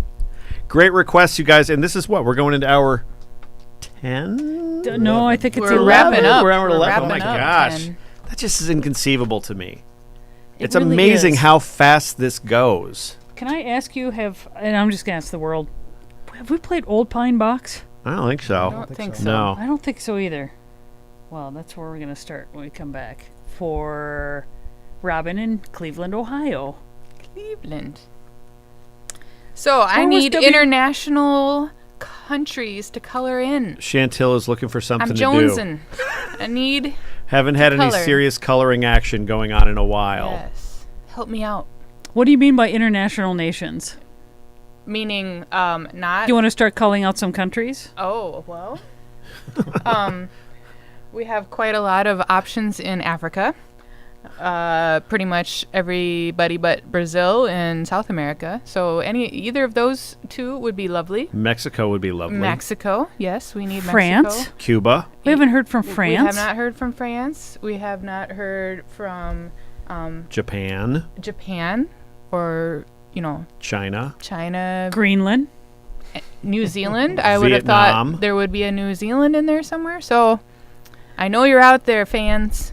Don't let me down. How can they get your request to you so you can start coloring? Well, you see, there's a thing called tmbg.love/requests, which you can enter your favorite song, your name, and your location, and I shall color in your country.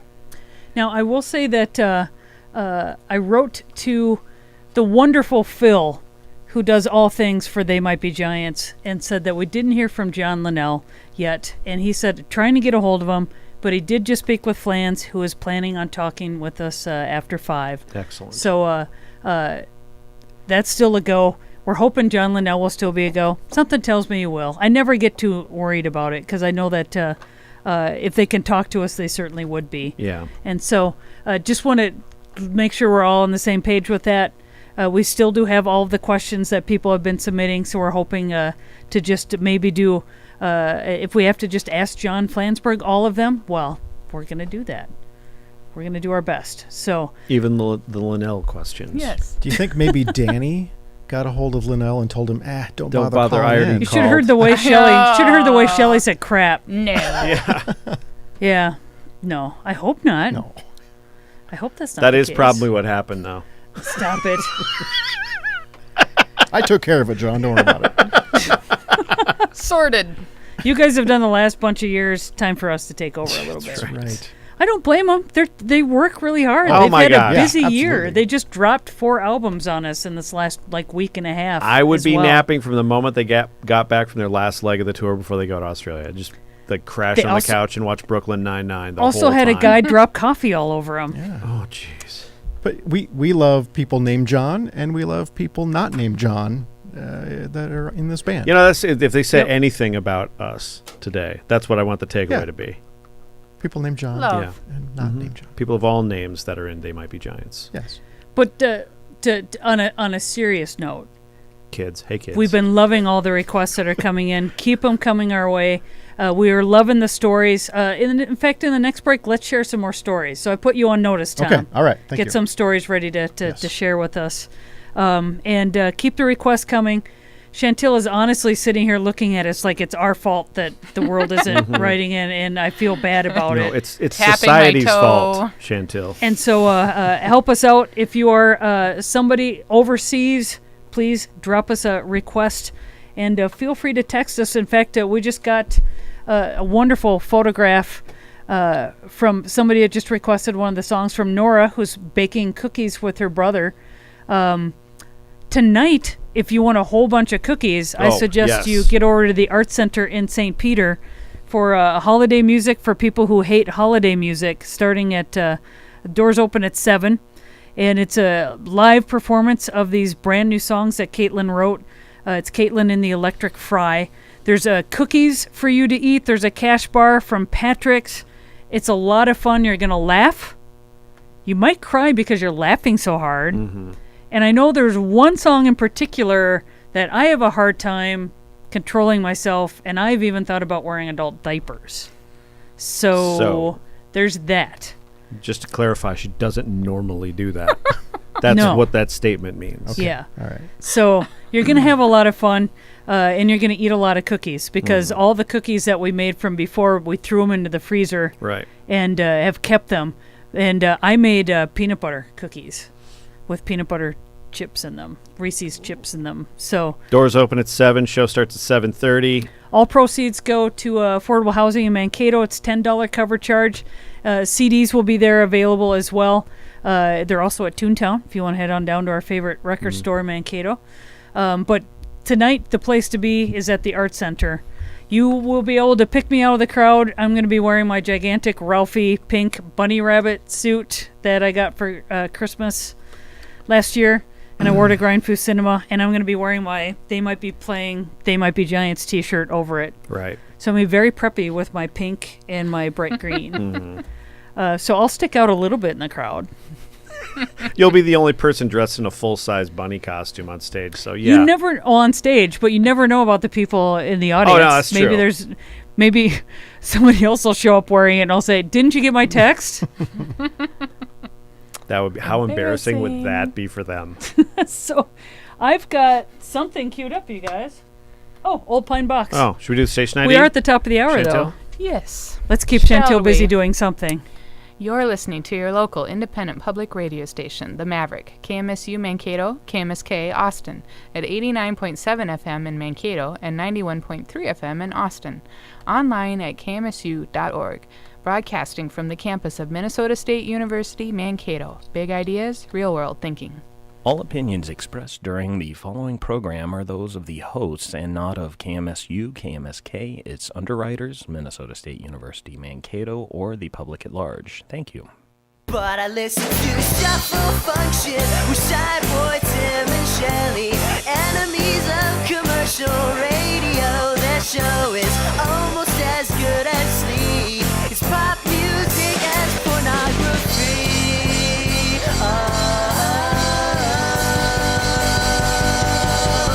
Shuffle Function.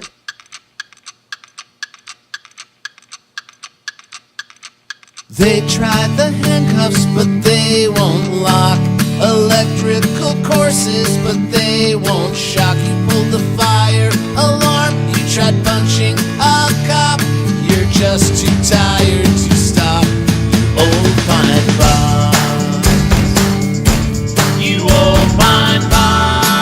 With your head full of rocks, sharp like a cracked flower pot. You old paper hat. Skull full of bats, there's no percentage in that. They called relations, but they declined. They called the fan club, but they resigned. Left your car in a field and some questions behind. Your mom thinks you're out of your mind.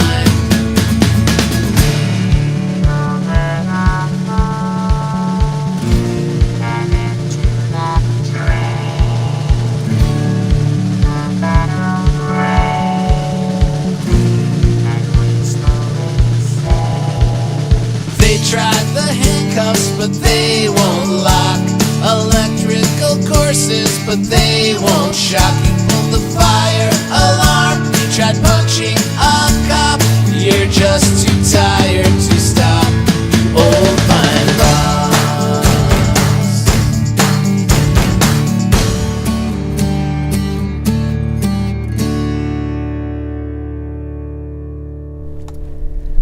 Old Pine Box. Thank you for that request. You know, I've been keeping up with the songs, and we have played off of their major albums, something off of everything except for the album Why.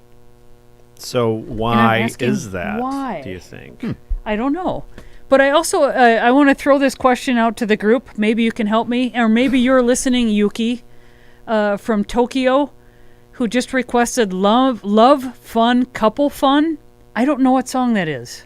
I looked up at the TMBW site also. Nothing comes up for that.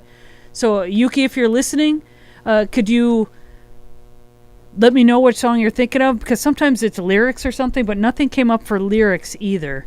If somebody out there might think they know what that is, please get a hold of us also, because I'm just not sure what song that is, but it would give you an opportunity to color in Tokyo. That's why this is so critical. So, I would appreciate that, but I gotta find a song. All right. Well, the requests are fantastic. We're in the last couple hours already for They Might Be Playing, They Might Be Giants, but keep those requests coming. We're looking for countries around the world right now to submit requests. TMBG.love/requests is where you want to go and request things. If you want, you can also text it to us, 507-389-5678, and we can get your requests that way. Let us know where you're texting from.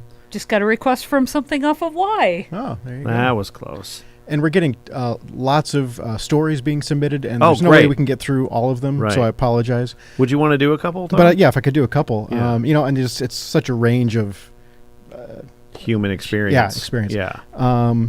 Scud from Chicago. He wrote, my first encounter with TMBG was seeing the Birdhouse music video on TV when I was 8 years old. It scared the living daylights out of me for reasons I can't recall. But my mom assures me that I was crying for 5 solid minutes. Over a decade later, TMBG is my absolute favorite band. Oh, how times change. And Stephen from Ohio wrote, I was really touched to hear How Can I Sing Like a Girl requested on the show. That song means so much to me because as a transgender man with a very feminine singing voice, asking myself, how can I sing like a girl without being stigmatized by the rest of the world is a constant struggle for me. When TMBG played it during a show I attended, I nearly wept. I want to raise my freak flag higher and never be alone. That's awesome. Very awesome. You know what else is awesome? You found a song? No, I feel like we should have said things that we wanted earlier. Because we've just gotten requests for Italy, for we think Zimbabwe, Brisbane, Australia. We've had a lot of Australian requests. Lilliput? That's where the Lilliputians live. That's where the Lilliputians, right? Or is that next to West Xylophone? No, they're really small people. Yes. Or is that the Earth's core, maybe, somewhere? Lilliput is in the Earth's core. What? Oh, it's maybe this helps. Guys! Maybe this helps because it's requested by Lemuel Gulliver. Scratching chin. But I love it. Sarah in St. Louis said, I requested Omnicore this morning, so I'm going to play 2 songs from Y. We got a request for So Crazy for Books and Omnicorn. I don't have a name for who requested So Crazy for Books, but we're going to play a couple of requests off of Y. Keep the requests coming, and if you happen to know what Love Fun Couple Fun that Yuki and Tokyo requested, please let me know. Yuki, if you can get a hold of us or leave another request, maybe another song would work too, because we'd love to be able to have Chantil get busy with the map over here. So let's break back into the music. Don't forget, we are less than an hour away from John Flansburgh calling, and that is been confirmed. Hopefully John Linnell will call too, and hopefully they don't call at the same time. Didn't that happen last year? That happened last year. Yeah. And I remember, I think I got the brunt of it from the Johns. I got to hear John Linnell swear. Oh, that's right. He's like, "Oh, you're bleeping me," when Flans called. All right, so I'm going to start with Omnicorn off of Y.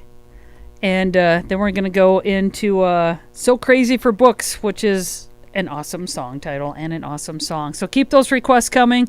You can call or text us at 507-389-5678. That means call or text if you're really lazy with your speaking patterns. Call or text us, which is not on the map, by the way. No. Or go to tmbg.love and maybe make one more impassioned plea for international nations.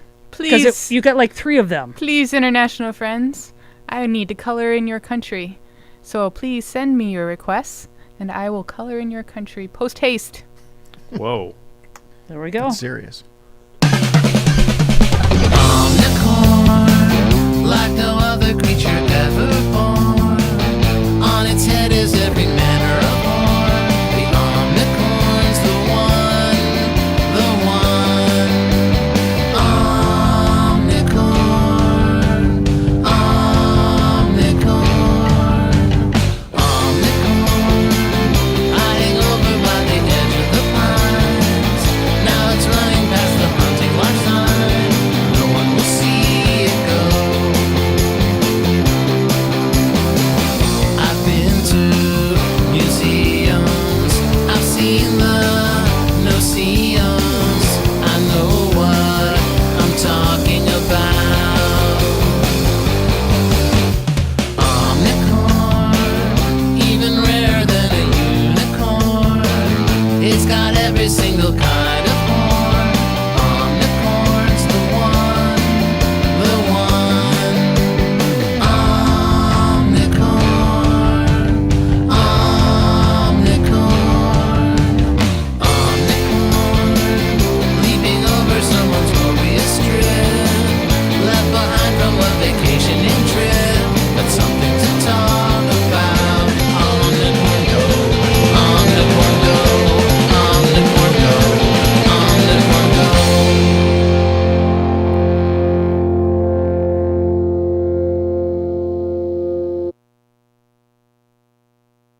I can read anything. I can read everything. I can explore. I can learn. I can discover. I can name. I can read everything. I can read anything. When I go to the library, those librarians all run to me. And when I walk past the silent sign, I think fine, fine, fine, fine, fine. I am so crazy for books. This is a maze filled with books. Books are the fuel to my dreams, which fly so fast you can't see. Then I go back into my house, check out the books that I checked out. So many things have just begun. This is fun, fun, fun, fun, fun. I am so crazy for books. My mind's a maze filled with books. Books are the fuel to my dreams, which fly so fast you can't see. I can read anything.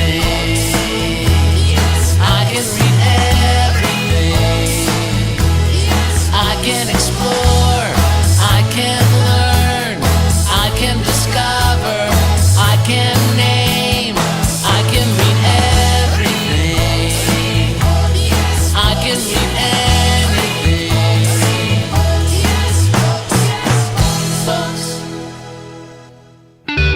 Oranges, oranges, oranges and graphic design. The chopping block spends their days growing oranges and picking oranges, then working on graphic design. The chopping block works all the time. We work the day shift and we work the night shift and we work the graveyard shift. Oranges, oranges, oranges and graphic design. The chopping block spends their days growing oranges and picking oranges, then working on graphic design. The chopping block's working all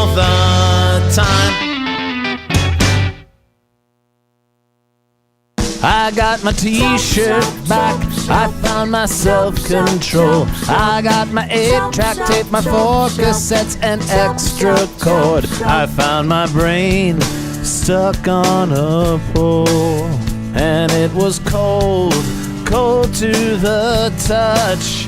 I got my t-shirt back, I found some new designs. I got a rebus, don't believe us, then just check the signs. I need a shelf for all my new friends. That's what I defend till the end. I got my t-shirt back, I got my t-shirt back. Play the bongos.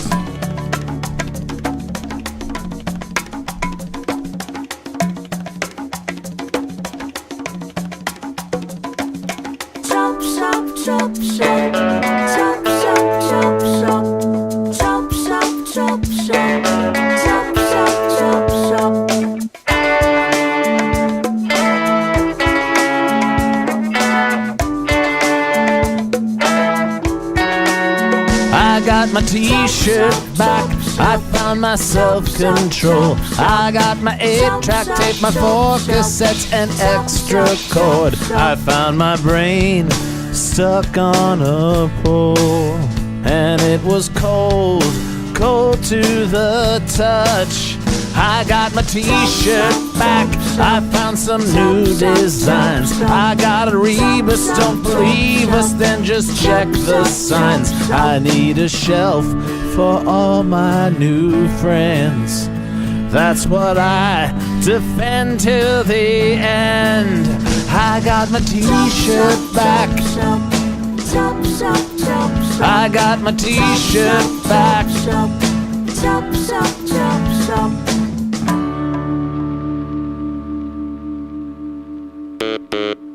Everyone is crying at the dread hypnotic flying of the bee, of the bird, of the moth. You can't walk, you can't ramble, 'cause you're gonna have to scramble from the bee, of the bird, of the moth. Catbug is a cat, but he's got bugness in his veins. Manhouse lives within himself with thoughtful human brains. Neither one is equal to the challenge of the freak we'll call the bee, of the bird, of the moth. Now the moth defeats the mouse and man. It's messing with the plan. It can't be believed, 'cause it's just a hummingbird moth who's acting like a bird that thinks it's a bee. Got a brand new shipment of electrical equipment. It's addressed to the bottom of the sea. Send a tangerine-colored nuclear submarine with a sticker that says STP. Windshield wiper, washer fluid spraying in the air. Headlights under hats lie in the headlights everywhere. Subatomic waves to the underwater caves of the bee, of the bird, of the moth.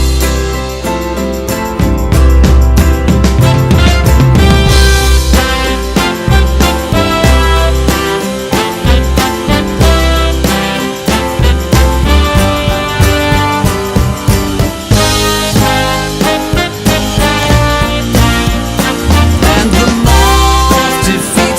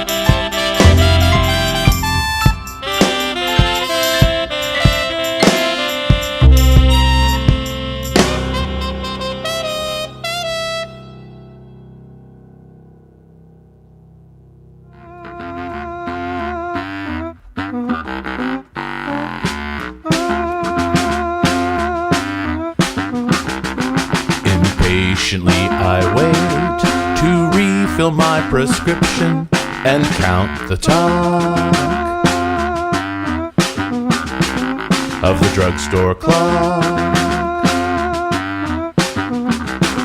A prototype, they say, to combat my affliction, extra gravity to control me. But that's my fun, and I like fun, and so do you. As we float away, so do you. As we float away.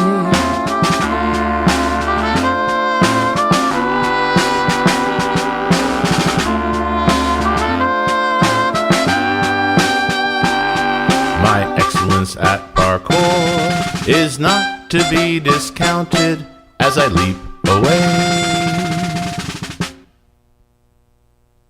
and disappear. My excellence at parkour might be unexpected at the age of 58.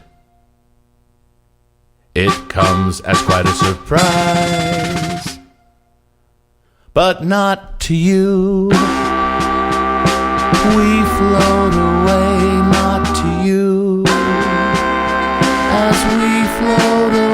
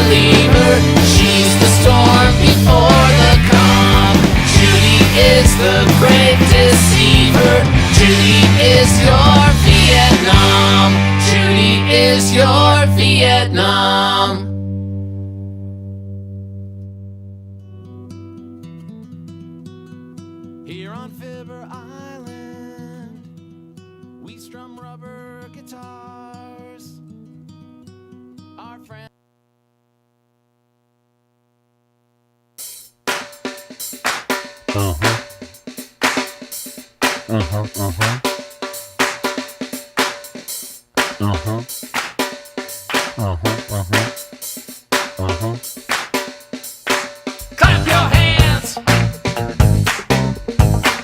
Clap your hands. Clap your hands. Clap your hands. Clap your hands.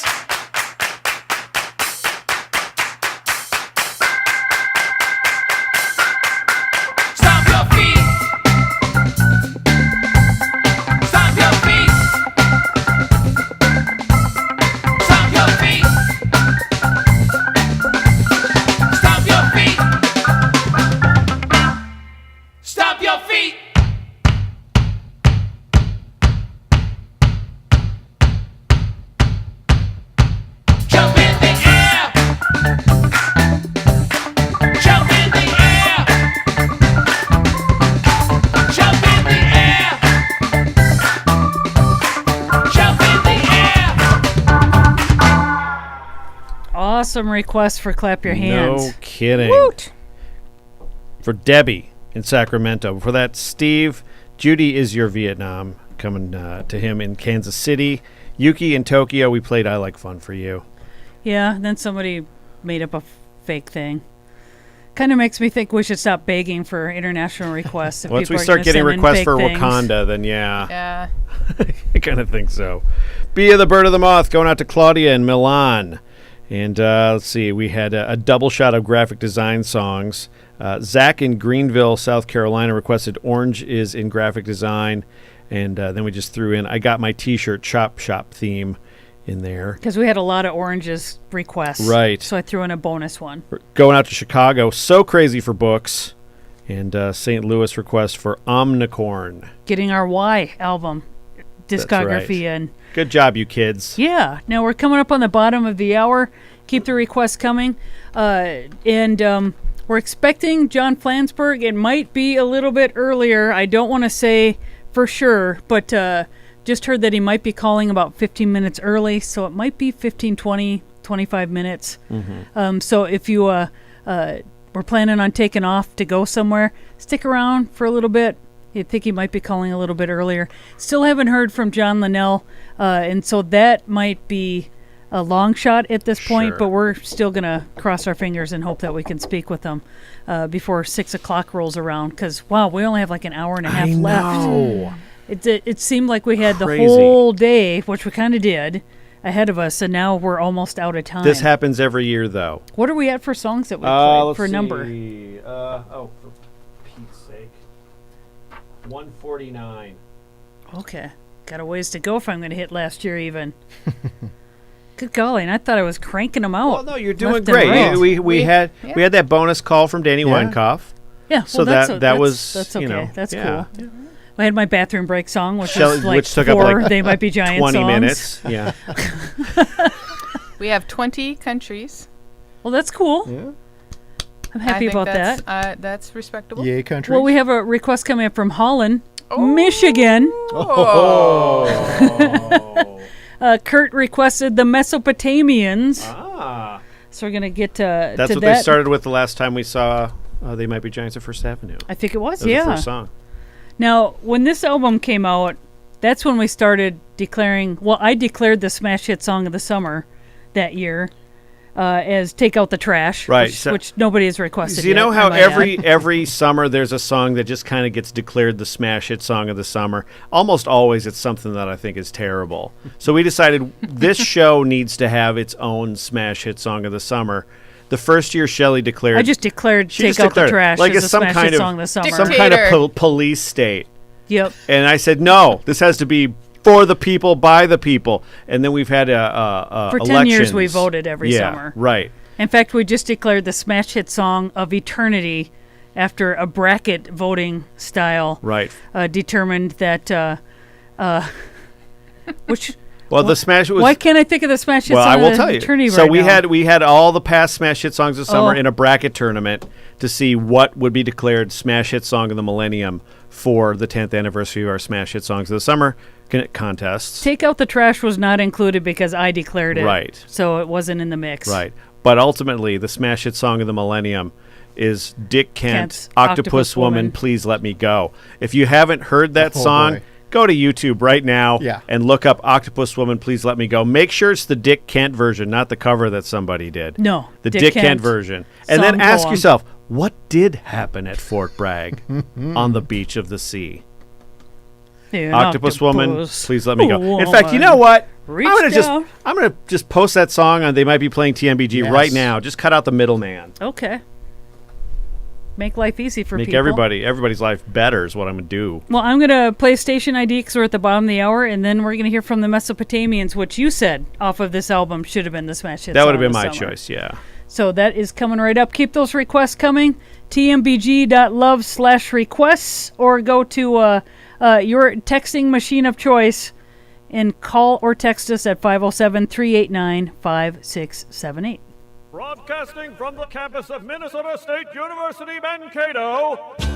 This is the Maverick, KMSU 89.7 FM Mankato, KMSK 91.3 FM Austin, proud member of Independent Public Radio.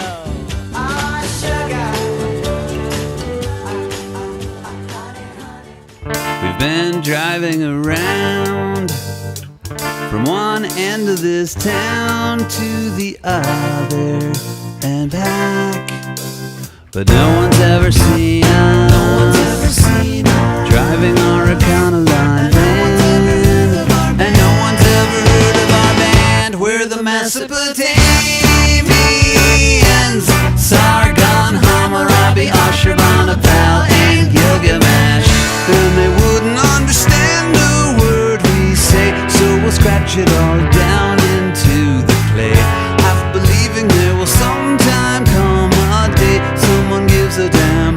Maybe when the concrete has crumbled to sand. We're the Mesopotamians, Sargon, Hammurabi, Ashurbanipal, and Gilgamesh. The Mesopotamish sun is beating down and making cracks in the ground, but there's nowhere else to stand in Mesopotamia, the kingdom where we secretly reign, the land where we invisibly rule as the Mesopotamians, Sargon, Hammurabi, Ashurbanipal, and Gilgamesh. This is my last stick of gum. I'm gonna cut it up so everybody else gets some, except for Ashurbanipal, who says my haircut makes me look like a Mohenjo-Daran. Hey, Ashurbanipal, I'm a Mesopotamian. Sorry, we got to cut the song because John is with us. Can you hear us, John? Hey there. Yes, I can. Yes. Yay! Thank you so much for calling. You were just explaining to me that you've been in a dead zone for a while. Yeah, I'm in upstate New York, and I got a signal now, and that's a bad excuse. I forgot to call. I forgot to be in the right place at the right time. So here I am. Hope it's okay. Oh, yeah. We can talk now. How are you guys? Tired. We're doing good, but we're doing great. We've had so many requests today. It's been a lot of fun. A lot of people sharing their stories of just how important your music is to them, and just amazing stories. It's been a really fun day. Brilliant. Nice to hear. And we've heard from all 50 states. We did by 11 o'clock. We did. In fact, I thought we only needed the state of Wyoming, and so we got that early. And then I realized we actually needed New Hampshire yet. And Arkansas. But then we got them right away. We've heard from all 7 continents again. That's astonishing. I'm just hard by that. We've never even played in Wyoming. Really? There you go. That's probably why it took so long to get a request. That might be the reason. We've driven through. We even broke down once in Wyoming. Our bus once broke down somewhere outside of like Casper or someplace, but we've never actually performed a show there. You didn't have to busk for tip money to get a new tire? We somehow survived that ordeal. Yeah, we have not played in all 50. We've never played in Alaska, for example. Okay. Well, earlier we actually got like a surprise phone call from Danny, who actually, when I was talking to him off the phone, he said, "Wow, we haven't even played Wyoming, and there's some other state we haven't played." So it's Alaska. Really? So yeah, he's aware. Yes. That was Danny Weinkoff. Yes. Yeah. Danny is the most sort of grounded in facts member of our band. He's the one we always turn to when we can't remember, some important piece of information. Well, I tell you what, your phone reception's a little strange. So if we do ask you to repeat something, it's just because it's a little sketchy. Yeah. But the question we want to ask right away was actually our Antarctica question that we got from Christian at the Gina Antarctic Station. So we're wondering if you could tell us, is there a song that you hate but John Flansburgh loves that you guys have to perform? Oh, that's in our repertoire. Yeah. I can't think of anything that we have to perform that either one of us hates. I think that would pretty much rule out performing. So the answer would be no to that. I'm sure there's loads of songs that one of us loves and the other hates, most of which are by other bands. But yeah, no, I think there's one or two that like I'm probably sick of some of my own songs, and Flansburgh still like them for some reason, and so that it does come up. But we, if one of us doesn't play a song, this song does not get played. Awesome. Well, that takes care of our Antarctica. So now it's officially colored off the map. I'm floored that somebody called from Antarctica. That's just insane. I know.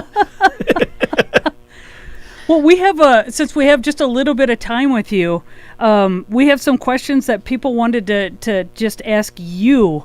And so, if you don't mind, we'll just ask some of those. Go ahead. I'll pretend that I'm just good if I can't answer it. Okay. Okay. This one's from Sarah Love from St. Louis. Are there some songs that are more personal to you than others? If so, which? Are there any songs that are hard to perform for this reason? I've heard you say that the songs are not about you, but Self-Called Nowhere seems like it could be about you. Is Self-Called Nowhere different in this way, or is this just my imagination? Or is there some other song that is secretly the most personal one? I think I pretty much go along with the initial claim that I apparently made, that the songs are not topically really not that personal generally, that they're not autobiographical. I would say some of them I feel I'm closer to them than others.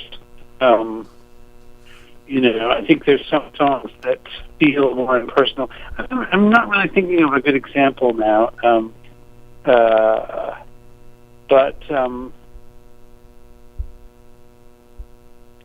Yeah, I don't know. I think that also there's this notion that if a song is personal, it's because it is specifically autobiographical, and obviously that's not how we work. I think there's some songs that I feel like are emotionally have an emotional intensity to them, even if they're like I always feel like Flansburgh's song "Piece of Dirt" has a kind of great emotional depth to it that I feel, which he may feel like, oh no, I was just goofing around when I wrote that one. But I always feel like there's a sort of intensity to it that I feel playing it. Okay. And another one of his songs I would say that about is the I'm actually spacing the name of the song. Do you want to sing a little bit of it? Maybe we could help you.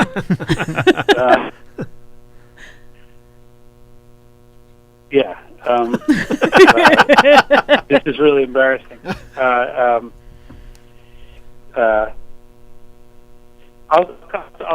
mention it when I think of it. But yeah, I think there's a broad category of songs that feel kind of like they work on an emotional level. Some songs work on a more intellectual or conceptual level, and they're exciting for that reason. They have this kind of thrilling conceptual quality, and so that's how I would divide them up. It's not so much some of them being about things. Okay. Tim, do you have a question you want to yeah, I do. Let me just pull it up here. Let's see if Impossibly New. Sorry, that's the name of the song. Oh, okay. Samantha. Sorry to interrupt. Oh, Samantha in St. Paul wants to know if you've ever thought about writing fiction. So many of your songs are basically weird, creepy, twisty sci-fi stories a la Twilight Zone or Black Mirror, and she'd really love to read a collection of short stories from you. Have you ever thought about that? Well, I did when I was a lot younger, like maybe in high school, and around that time I thought it would be fun to be a writer. And I liked a lot of short story writers, not so much science fiction at that point. But I was a big fan of these oddball writers like Donald Barthelme and Robert Coover and people like that, Ursula Maldonado. I actually had a collection of 60s short stories that were part of this. They were considered all part of this group, and they were these weirdo 60s fiction writers. And I think Barthelme was the most celebrated one on that list. And I thought it would be cool to have that job. I really liked those kinds of stories. Mm-hmm. But yeah, and then I have friends who write novels, and to me, that's always like, that would be so hard. Can't imagine how hard it is to write a novel, because you have to have that give an idea, you know? I mean, Yeah. that seems like impossible. That's why, in a way, a short story is more of a analog to a 3-minute song. I think, you know, they both contain these very minimal sort of amount of information, like the ideas for the single in cases, or like a prose poem. I can imagine writing a prose poem. What was it? You could write poetry, you said? Was that what? A prose poem. Oh, prose poem. Okay. Really short poem. Yeah. You know, and kind of along the same lines, we had some people ask this too, but like my favorite question to ask you each year is what book you're reading right now, because I always love what you guys answer. Yeah. Well, we do a lot. So I've been doing a bunch of right now I'm reading this great Michael Pollan nonfiction book about psychedelic drugs. I think it's called How to Change Your Mind. Are you familiar with that? I am not familiar with that. Oh, it's terrific.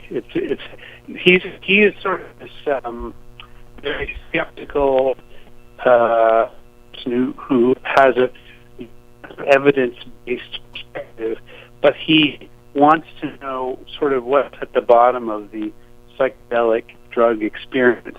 And of course, there are a lot of people who make mystical claims, you know, or they're interested in the sort of paranormal, supernatural aspects of tripping. Mm-hmm. And really getting into that, it does feel like there's something there he wants to know about it. So the book is about him out there, psychedelics, and just investigating and seeing what's going on. And it's really entertaining. Very good book. That reminds me of that artist who painted self-portraits when he took whatever drug he could get his hands on, and he lived like in a flop house in actually the city where my sister lives, in Johnson City, Tennessee, and he would paint self-portraits while under the influence of that drug. And if you look at all the work, it is so vastly different depending on what he was taking. On what he was taking at the time. Right. That I'm gonna have to check that book out. That sounds interesting. Yeah, Michael Pollan. Well, you know, he's like a famous.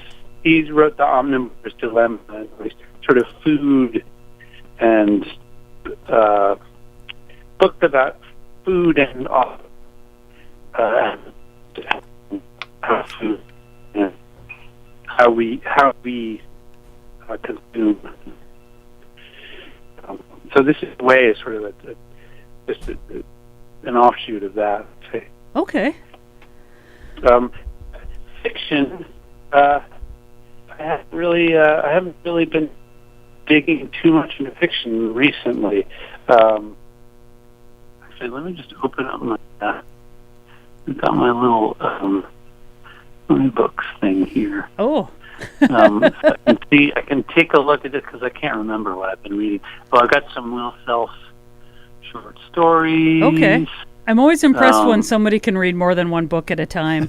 I'm strictly one at a time. Some of us have a low attention span, so it's not necessarily a good thing.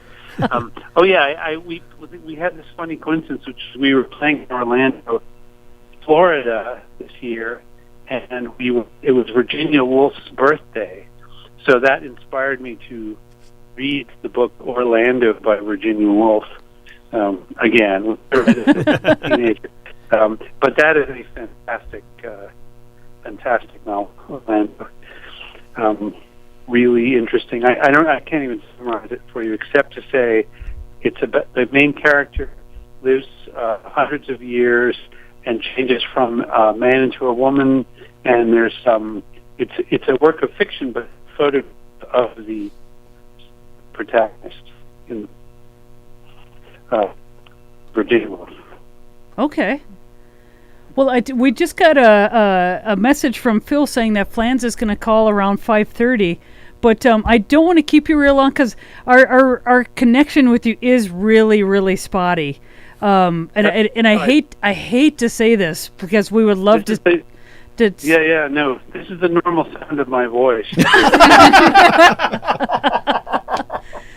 But I want you to know that today we've had so many requests, and we've had requests off of the brand new albums. We've had requests off of your albums that you put out, how many years ago. It's been all over the place, and people have just been sharing these great stories about your music and what it's meant to them in tough times or in just really happy times. And I just... I want to share that with you because we've had so many people writing about it today. It's been really, really cool. We're deeply grateful that you host this thing and love getting all the support from everybody. And so thanks again. Thanks for all the support.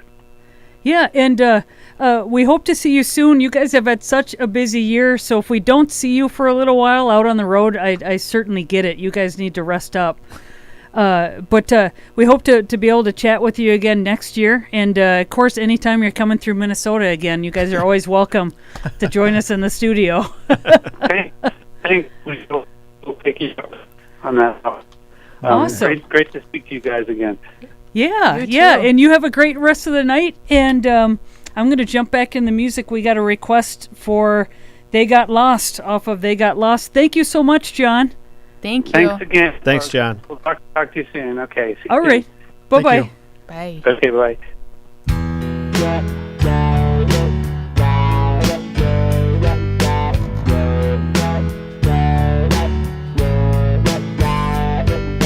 Julie at the station says they'll be here any minute now,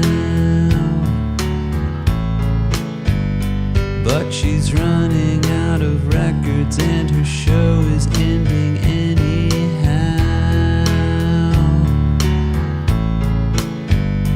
They can hear her saying their name on the car radio, but the signal keeps fading out no matter which way they go.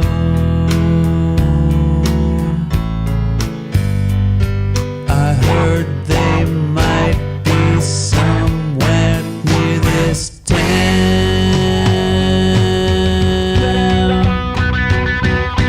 They might be giants got lost driving around.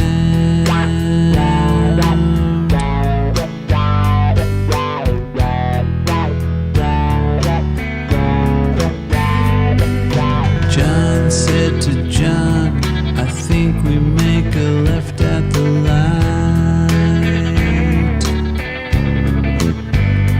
There should be a big B, assuming this map is right.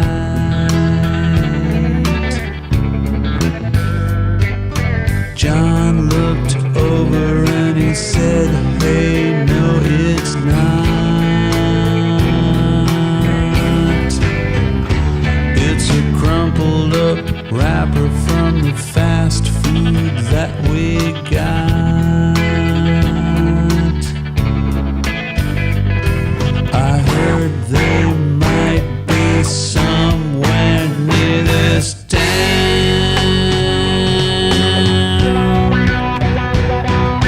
They might be giants got lost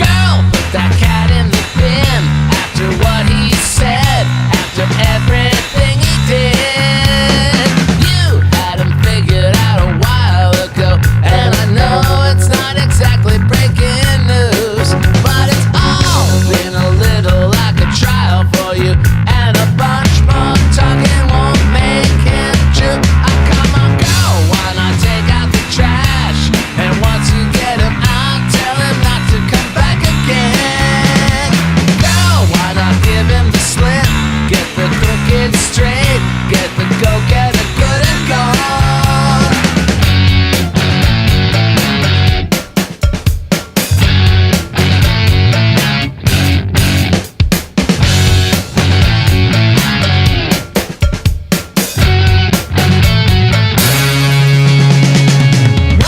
It's a claim that he's just making it up, and he still got you coming back for more. Why you never ever think of breaking it up? Tell me what bad deal's gonna close that door.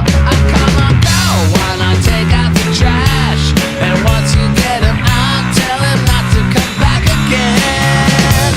Girl, why not give him the slip? Get the crooked straight, get the go-getter good and gone.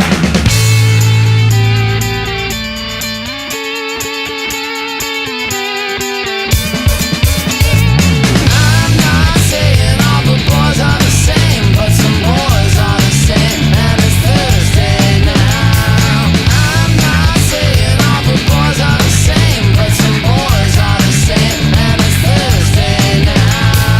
I'm not saying all the boys are the same, but some boys are the same, and it's Thursday now. Girl, why not take out the trash? And once you get him out, tell him not to come back again.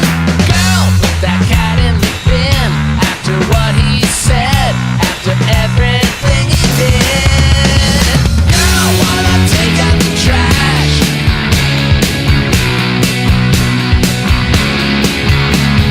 Girl, why not take out the trash? Come on, girl, why not take out the trash? And once you get him out, tell him not to come back again. Girl, why not give him the slip? Get the crooked straight, get the go-getter good and gone.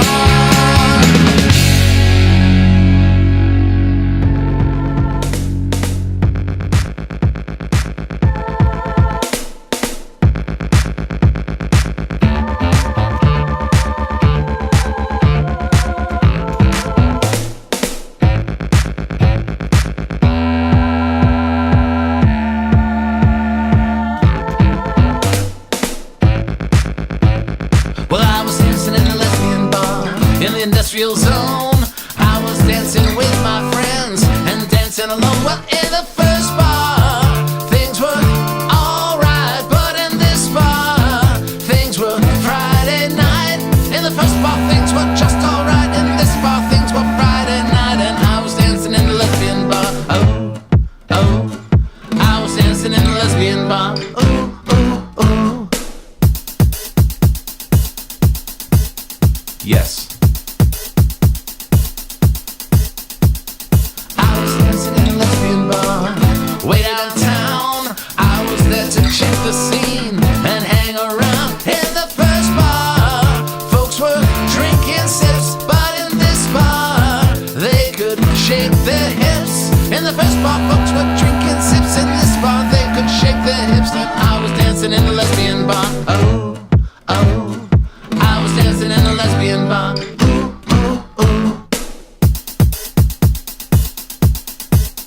Marty. In the first bar, folks were okay, but in this bar, things were more my way. In the first bar, things were just okay. In this bar, things were done my way, and I was dancing in a lesbian bar. Oh, oh, I was dancing in a lesbian bar. Ooh, ooh, ooh. In the first bar, things were control, but in this bar, things were rock and roll. In the first bar, things were so controlled. In this bar, things were rock and roll. And I was dancing in a lesbian bar. Oh, oh, I was dancing in a lesbian bar. The My Murdered Remains version of dancing. I was dancing in a lesbian bar. Going out to Simon in London.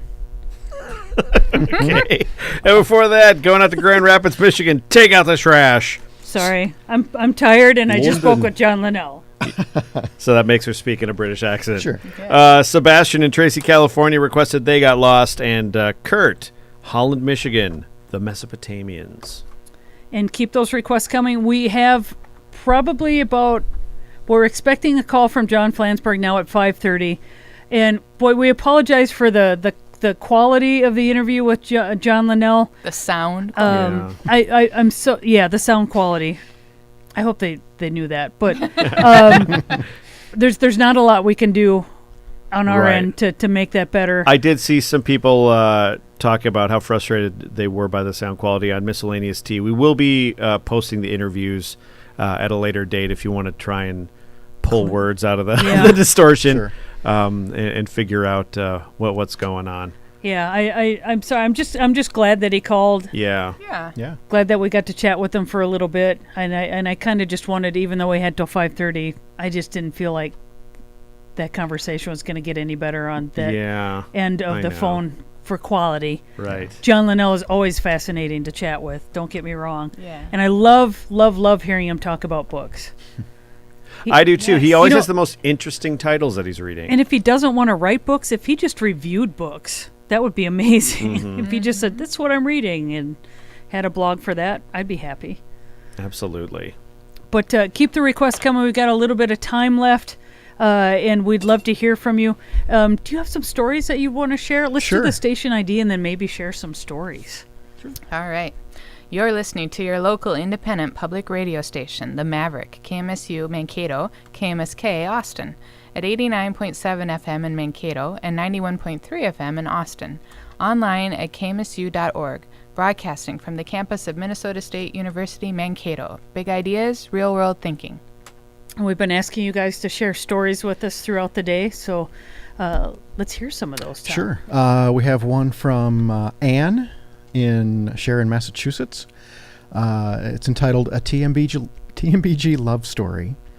When my husband and I met, he had a 10-year-old and I had 2 toddlers. We fell in love fast and discovered we were both TMBG fans.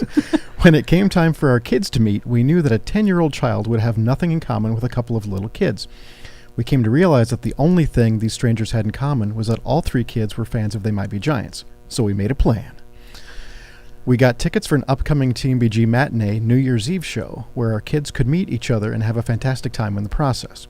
We had a glorious time that day 9 years ago, and the kids got along famously while sharing their favorite songs with each other, most notably Dr. Worm and Whistling in the Dark. A few months after that New Year's Eve concert, my husband proposed to me on our walk home from another TMBG show that took place a few blocks from where we lived. TMBG has been an instrumental part of blending our families. 9 years later, those 3 kids are an adult and 2 teenagers and are joined by a younger sibling who has also become a fan. That youngest child of ours made her first ever song request today. The song was Glean, which she has also written a story about called The Teddy Bear Song. I don't know a lot of families that have a band that is the soundtrack of their becoming a family. They Might Be Giants is that band for us, and we are forever grateful. That's awesome. That's really great. Slightly different. Here's a short story from Spencer in New Brunswick, Canada. Recently, I misplaced my TMBG t-shirt I got way back in April at a concert. However, I found it hidden behind something today. So thanks for the magic, TMBG luck. Sounds like you last night. That's exactly what happened. I couldn't find my They Might Be Giants shirt at all. Looking for it all week. Last minute, just before I go to bed, boom, it apparates. There it is. So Magic. He continues, that made playing I Got My T-Shirt Back very fitting. Thanks for hosting this every year. It's always a highlight to tune in and interact with you guys. Oh, thank you. So It's a highlight for us, too. Yeah. Do you got one more? Sure. Let's do one more. Let's see. This is from AC in Santa Cruz, California. And AC writes, TMBG has saved my life more than once. I discovered them shortly before beginning 7th grade, which was the start of one of the toughest periods of my life. In middle school, I was frequently shunned and mocked. I was also stuck in an abusive friendship, and I began getting stalked by a former friend who had a crush on me. But TMBG was always there for me. They didn't judge, and they were kind of weird, too. I meshed with them on this really deep level that comes with being a depressed, bullied middle schooler. Years later, my stalker had just gotten worse, and I was being badly cyberbullied over the whole thing. Around that time, TMBG released the singles for Join Us, and I listened to Can't Keep Johnny Down over and over. Specifically the line, all of the dicks in this dick town can't keep Johnny down, spoke to me. Because yes, I was dealing with dicks, and I couldn't allow them to keep me down. Finally, in January, the day after I Like Fun was released, I got dumped by the girl I'd been dating for over 2 years. This time I found myself listening to All Time What on repeat for days on end. It felt like Flans truly understood how I felt, what I was going through. It was like a form of commiseration. I genuinely do not think I'd still be here were it not for TMBG, and I want to thank everyone in the band, John, Dan, Danny, Marty, and all their collaborators for truly saving my life. Wow. Wow. Those are great stories. Thank you so kidding. much for sharing those with us. When we first started doing this 5 years ago, we heard a lot of stories from people like this, and I love that people feel that they can share that with us, because I think everybody's been there at some point in their life, and maybe they don't want to talk about it. Right. But I really appreciate that if somebody else is out there talking about it, maybe it's going to open things up for you to talk about things like that and make it a little bit easier to deal with. But thank you so much for sharing your stories with us, you guys. I've got to play Glean. Have to do that. I believe, and then I'm going to play All Time What, because to me, All Time What is like one of the best songs they've made in Seriously. forever. Yeah. Amongst a whole bunch of really good songs that they've made recently. But that one is just like, wow, this is them at the top of their game. So I'm going to play both of those. Thank you for your requests. Keep them coming. We still, and if you don't hear your song being played, it's probably because we've played it already. I know Tom has been posting it on the twiddly tweets, the playlist. So I apologize if you're requesting something you haven't heard it. And I am so sorry. Rocket Ship is something I just cannot track down. I'm sorry, I don't have it on me. Next year, This is the Mrs. Train of 2018. There are two reasons that we do this show. One is because we love They Might Be Giants so much, and the other is so we know what records Shelley doesn't have in her collection. Yep, Rocket Ship. Yeah. There's been several of them, but there's been a number of requests for Rocket Ship now. So, my apologies to you all. All right, And yours. This is Glean.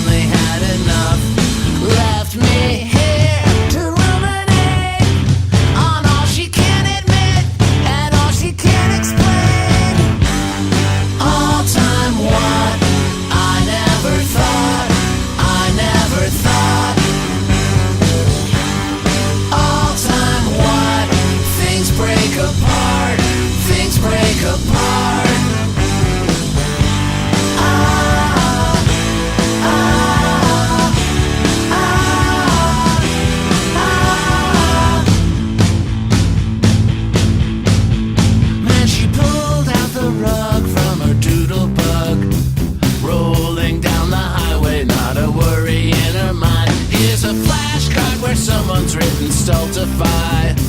I take it as a sign, it's hard to redefine.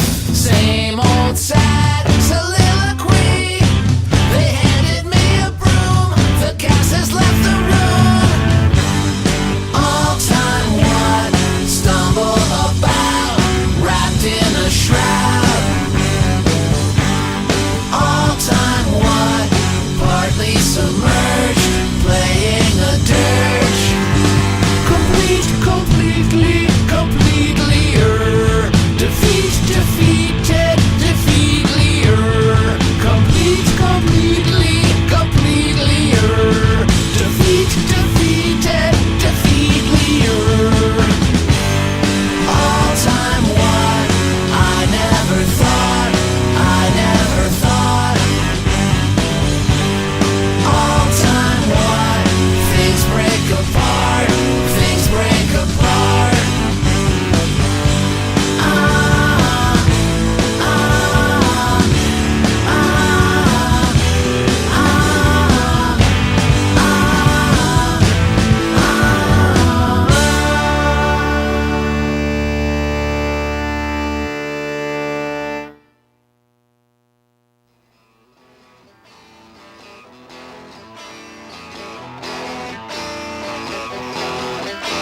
A claw is a claw,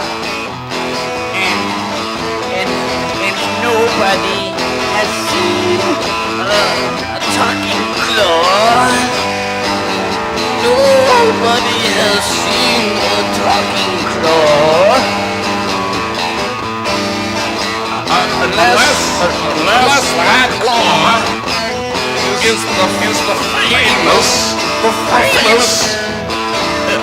Unless that claw is the famous Mr. Claw, Mr. Claw, Mr. Claw, Mr. Claw, Mr. Vanity Claw, Mr. Lightning Bulb, Mr. Vanity Claus, Mr. Dental Floss, Mr. Vanity Claus.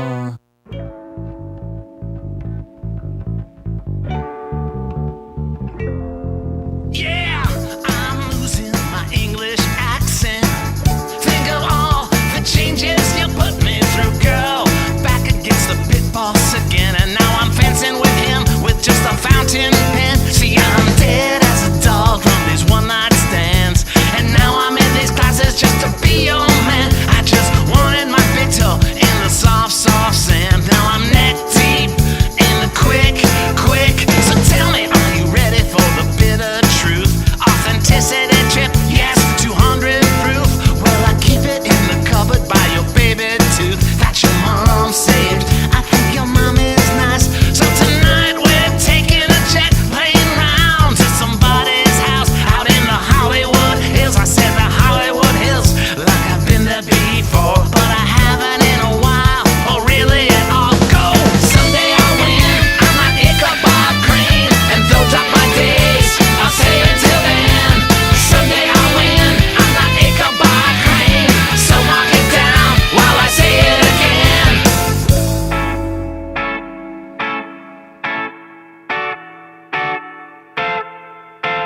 I'm stuck here at Bubbles and T-Neck. Since you kicked me out, it just seems like a good place to be. Gonna get my head straight again with some guys with some time and some clothes that get green. We're dancing in the window like we like to dance. Get a full head of steam in our waggle up stance. Cause tonight Sleepy Hollow's just a few miles away, with dramatic reenactments and an overnight stay. Go! Someday I'll win, I'm not Ichabod Crane, and those are my days, I'll say until then.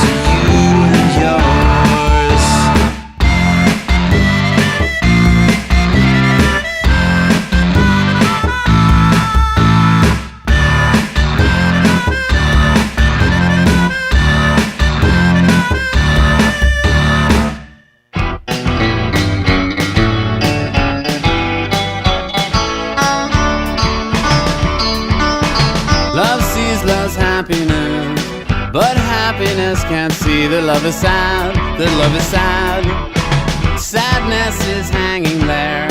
To show love somewhere, something needs a change. They need a change. They'll need a crane, they'll need a crane to take the house he built for her apart to make it break. It's gonna take a metal ball hung from a chain. They'll need a crane, they'll need a crane to pick the broken ruins up again, to mend her heart, to help him start to see a world apart from pain. Lad's gal is all he has. Gal's gladness hangs upon the love of lad, the love of lad. Some things gal says to lad aren't meant as bad, but cause a little pain. They cause him pain. They'll need a crane, they'll need a crane to take the house he built for her apart to make it break. It's gonna take a metal ball hung from a chain. They'll need a crane, they'll need a crane to pick the broken ruins up again, to mend her heart, to help him start to see a world apart from pain.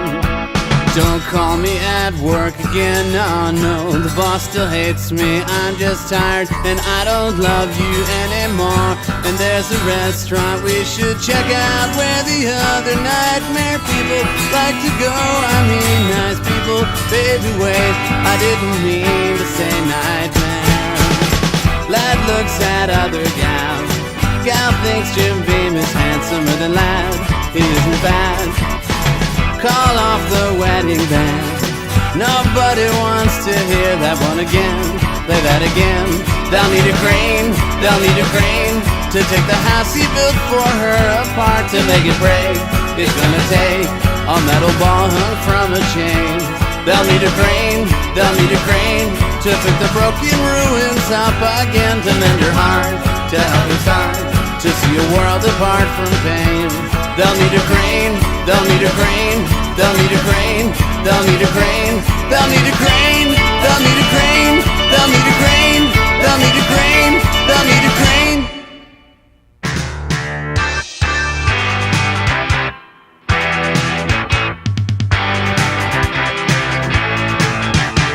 Don't let's start. This is the worst part. Could believe for all the world that you are my precious little girl, but don't let's start. I've got a weak heart and I don't get around how you get around.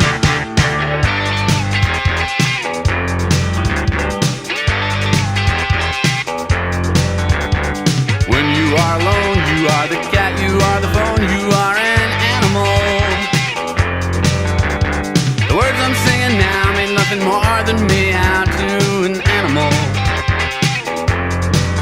Wake up and smell the cat food in your bank account, but don't try to stop the tail that wags the hound. D-world destruction over an overture. And do I need a positivity? Need this touch-on? Don't let's start. This is the worst part. Could believe for all the world that you are my precious little girl, but don't let's start. I've got a weak heart and I don't get around how you get around.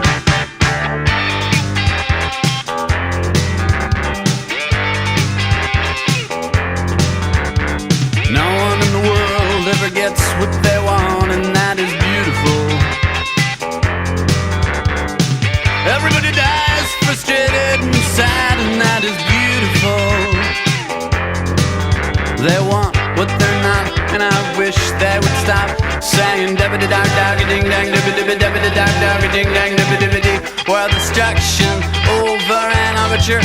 And do I need apostrophe T? Need this dot shot? Don't let's start. This is the worst part. To believe for all the world that you are my precious little girl, but don't let's start. I've got a weak heart and I don't get around how you get around. I don't want to live in this world anymore. I don't want to live in this world. Don't let's start. This is the worst part. Could believe for all the world that you are my precious little girl, but don't let's start. I've got a weak heart and I don't get around how you get around.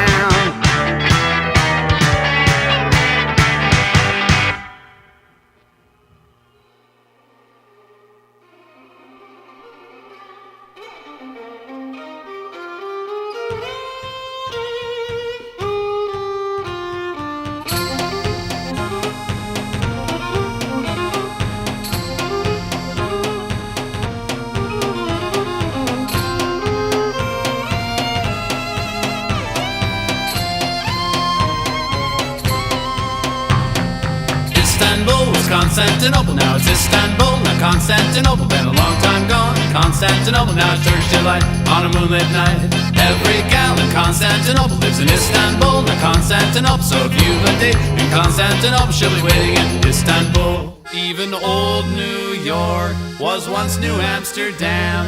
Why they changed it, I can't say. People just liked it better that way. So take me back to Constantinople. No, you can't go back to Constantinople. Been a long time gone. Constantinople, why did Constantinople get the works? That's nobody's business but the Turks.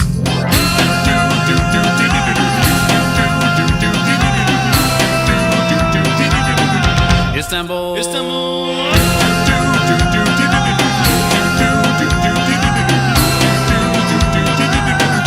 Istanbul, even old New York was once New Amsterdam. Why they changed it, I can't say. People just liked it better that way. Istanbul was Constantinople, now it's Istanbul, not Constantinople. Been a long time gone, Constantinople. Why did Constantinople get the works? That's nobody's business but the Turks.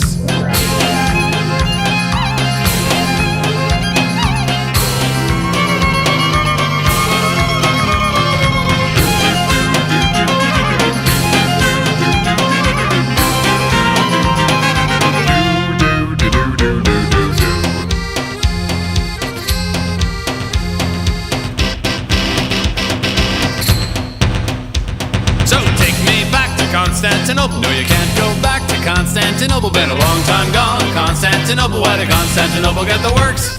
That's nobody's business but the Turks. Istanbul.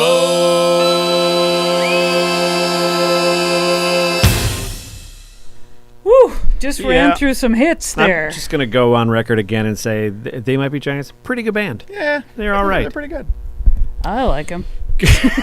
Going out to Dave in Fairmont. Istanbul, not Constantinople. And Dave, Tom and Chantil want to know why you guys aren't best friends, because they also live in Fairmont. Yes. Are you a friend of Sasquatch? Do you have a Sasquatch on the side of your house? Because we're only friends with people with and other icebreakers. And other icebreakers? If I had to predict what house you live in. Well, you said there's a house that's got a Bigfoot on the side, yes, so you think maybe on that's Victoria. Dave. So if you're still listening, Dave, let us know. And again, I just want to point out this request all from people that have Bigfoot cutouts in their house. Before that, Miles in Owatonna asking for Don't Let's Start. Carl in Santa Clara, California, They'll Need a Crane. John in Houston, Texas, Vestibule. Robin in Cleveland, Ohio, Authenticity Trip. Rachel in McDonough, Georgia, Mr. Claw.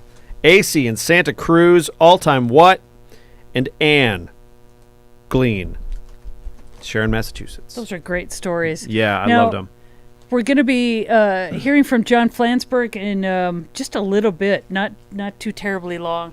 So the requests, I think, at that point will probably come to a standstill. But I want to say this. I want to thank everybody who has sent us requests. We've gotten so many of them, and they've been great. And I've honestly tried not to repeat myself. And if I have, it's been like for some remix version or something like that. And I appreciate all the people trying to help me find the songs that I haven't gotten. I promise you next year will be different. I'll have those songs. But then feel free I do to appreciate request the help. more songs that Shelley doesn't have, because that's how she knows what she needs. Yep, that's exactly it. Mm-hmm. So thank you to everybody that's either shared a story today, that entered the coloring contest, that sent us requests from all over the world. You guys are great, and this is a really, really fun family to be a part of, the They Might Be Giants fan club family. And it's all because of you guys. So makes me really proud to like this band. Yeah. With the kind of people that we've talked to and interacted with today. In all the years that we've done this. This is our 5th year. So we've gotten just bigger and bigger and bigger and bigger, I think, every year, just expanding that family, essentially. So thank you to you guys, in case we don't have time at the end. Because if I know one thing about John Flansburgh, this man can talk. Yeah, and he's interesting. It's not frivolous. And I want to hear what he's talking about. Right. So it might be that this last chunk of time till 6 o'clock when we have to say goodbye is going to be all of us talking with John, asking your questions. So I'm going to play. We got a request for John Lee's Super Taster. Can I just say one thing?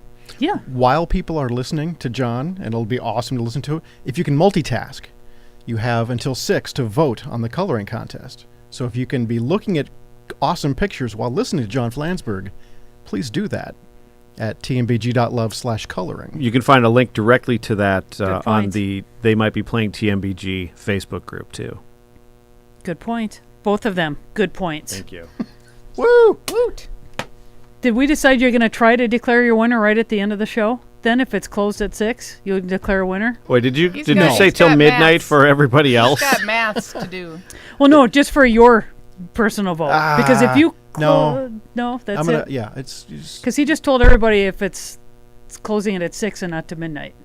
Yeah, That's 6. why I said that. Okay. That's 6. why I said But, maybe he could make a choice. I'll announce both the People's Choice and my choice tonight.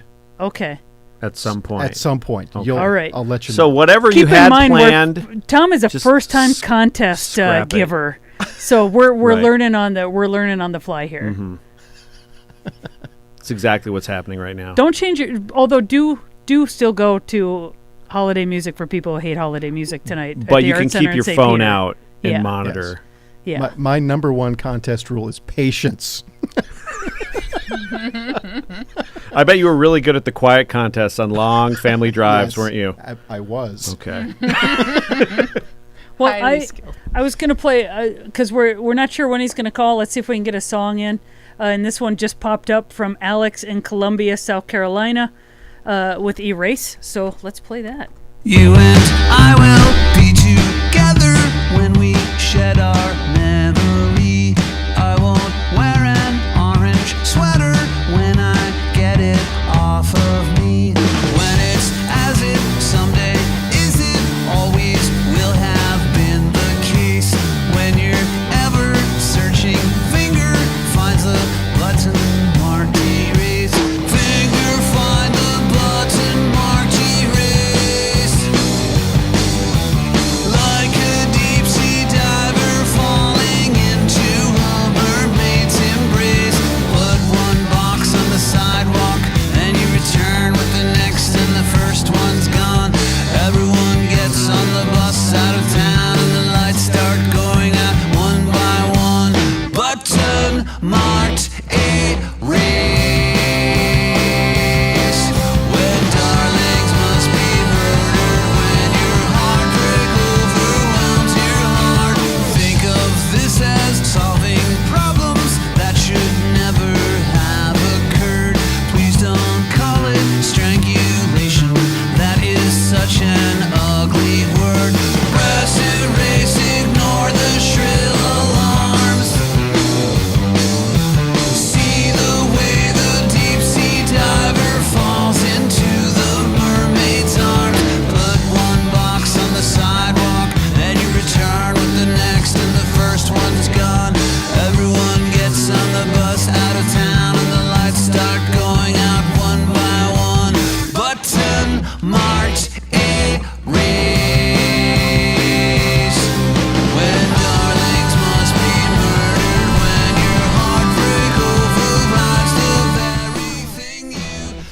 we go.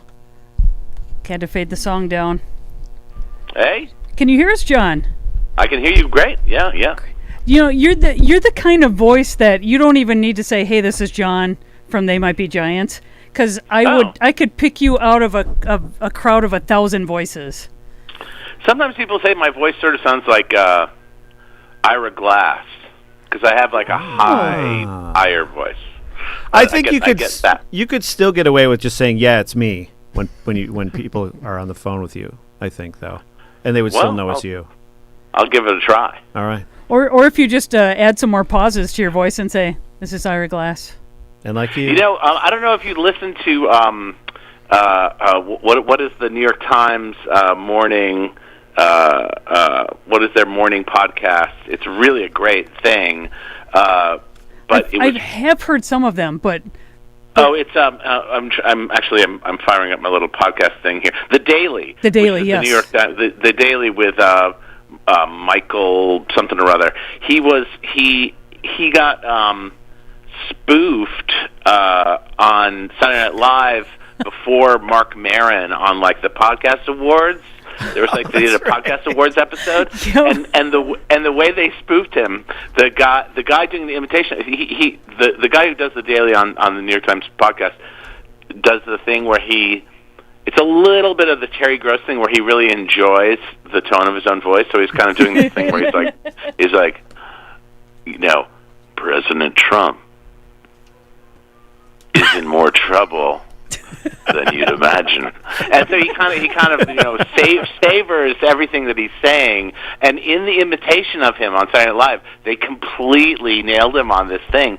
And I've noticed from the day it happened, he's completely woken up and just reads things much more straight. Like he obviously doesn't want to be imitated, which is I think it's a kind of a you know, great that he's like tuned into it.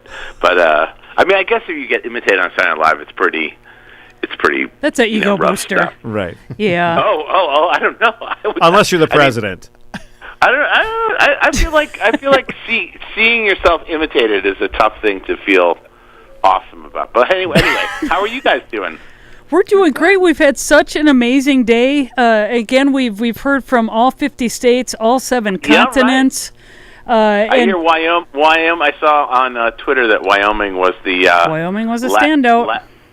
That was a standout. Well, you know, it's odd to me because I even know people in Wyoming, or I have family friends in Wyoming, so I would think there'd be some inside reminding going on.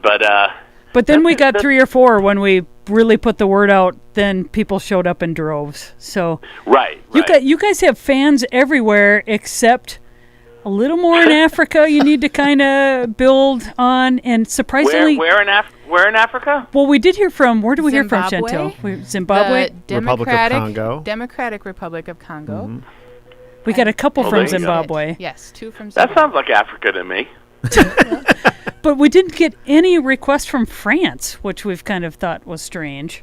Oh, we did get India. Oh, we did get India. Well, That's right. It sounds like your reaching out to France for requests was about as successful as our touring of France, which was we really did like a colorful 10-date run of empty rooms. It was very pointless. Wow. But you know, the thing about France is that they have their own culture. You know, like they don't really care about U.S. rock culture that much. I mean, unless it's Madonna or something that kind of, you know, somehow addresses their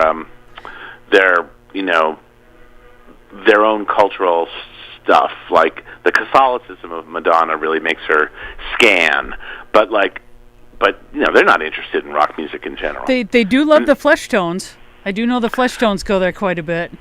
Well, it's, you know, I guess the thing about it is, it's like the thing about the Flesh Tones is that the Flesh Tones are very sexy. You know? That's true. That's true. And I think that speaks to a French aesthetic. I think it's interesting. Like, you know, the whole, like, you know, when we started touring in the 80s, we were very, very popular in Germany. Like, you know, more popular in Germany than in England, which didn't make a lot of sense, except that there's a subculture in Germany that's very interested in subcultures in the United States, almost from like an anthropological level. Okay. Which is Native American like, culture for sure. Oh well, no. They're interested in like Frank Zappa and things that are kind of, anti-establishment. Sure. Like they would just always be like, "Do you consider yourself a hippie?" It would always be very, kind of oriented towards counterculture stuff. But and Japan was really into psychedelic rock, and I'm sure the Fleshtones. I thought the Fleshtones have a pretty sweet deal. They could probably go. I don't know if they've been to Japan. They go to Spain a lot too, which is crazy. We had the Fleshtones came to Mankato a number of years ago, and so we've kind of kept in touch with them. Sure, because they're just amazing guys. But you know what? They might be giants as sexy. No, I hope I didn't make you feel weird, but I don't know. It's not not the first thing that comes to mind for most people, but maybe that's changing. I think also like there's sort of different standards of sex appeal in the world, but who can say? Well, sexy is such a big word. We've been We've been asking people for questions, like we like to do. Do you mind if we just shoot off some quick fire questions your way? Sure. And can I be really selfish and ask you my question? Do whatever you like. I have a two-parter. One, do you need some more KMSU mugs? Because we had somebody that told us that they spotted your KMSU mug on the stage not that long ago. No, we're doing fine for games. We still have them. What's strange is that there's certain things. A lot of times when you're on the road, some things just like you get given something and it just flies out of your hand at the moment it's given to you, and other things just somehow seem to get packed away and hang out forever. And those mugs that we got from you guys have been on our tour bus ever since March. So, that's awesome. Yeah, so it's had some nice utility. Well, you know where to find us if you need more, because we'd love to send you more. And also, is Mink Car ever going to get a vinyl release? Oh, I would imagine. The truth is like what we're doing is such a sort of a small business enterprise that rolling out the vinyl stuff is requires a certain amount of like if you get like 2,000 copies of a record made, you save X amount more than you do if you make 1,000 and 5,000. It's all just sort of hopefully we'll get there. I don't know if we have the artwork. It would be very hard to reproduce the artwork because Sure. I don't think it came out on vinyl. But no, this one never did come out on vinyl, so that's why. No, so it's like that's the other thing is figuring out how to reproduce the artwork when we don't have the original to work with. Sure. The original stuff to scale, like blowing up a CD to vinyl size just looks like a gigantic smeary JPEG. It just doesn't really work. So sometimes it's a little bit trickier, but ultimately I think we'll get to it. It wasn't the thing about doing reissues is that the appeal of most reissues is pretty much a reflection of how popular the project was in the first place. And the strange thing about Mink Car is like a lot of sleeper albums, even though it is much more interest to people now than it was the moment that it got made. The problem is it still didn't really sell very much. So there isn't just like an ambient audience of people automatically curious about it. I adore that album. So everybody else is ridiculous. No. Oh, it's so good. It's the nature of the sort of roller coaster of sales. But it's interesting to me the difference between these are all kind of like middle period. They might be Giants projects, but we did. The level of interest in John Henry versus Mink Car is really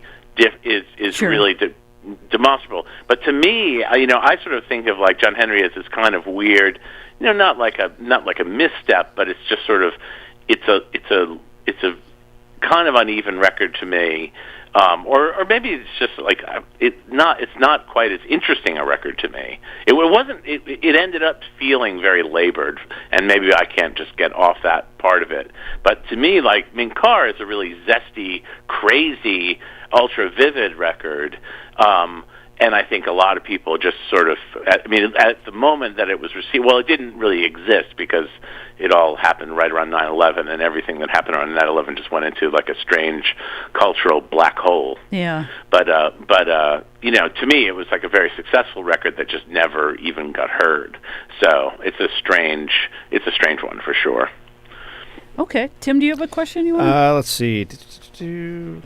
Now that I've been so selfish. Oh, here's one from Johan in Sweden. Which lyric that you've written do you find the most cringeworthy today? Oh, well, that's I can't really. It's not like I sit around thinking about. I think about dumb things I said on stage. I think about, mistakes we've made in other ways. But I don't keep like a list of like my biggest mistakes lyrically. I can tell you, what was the song?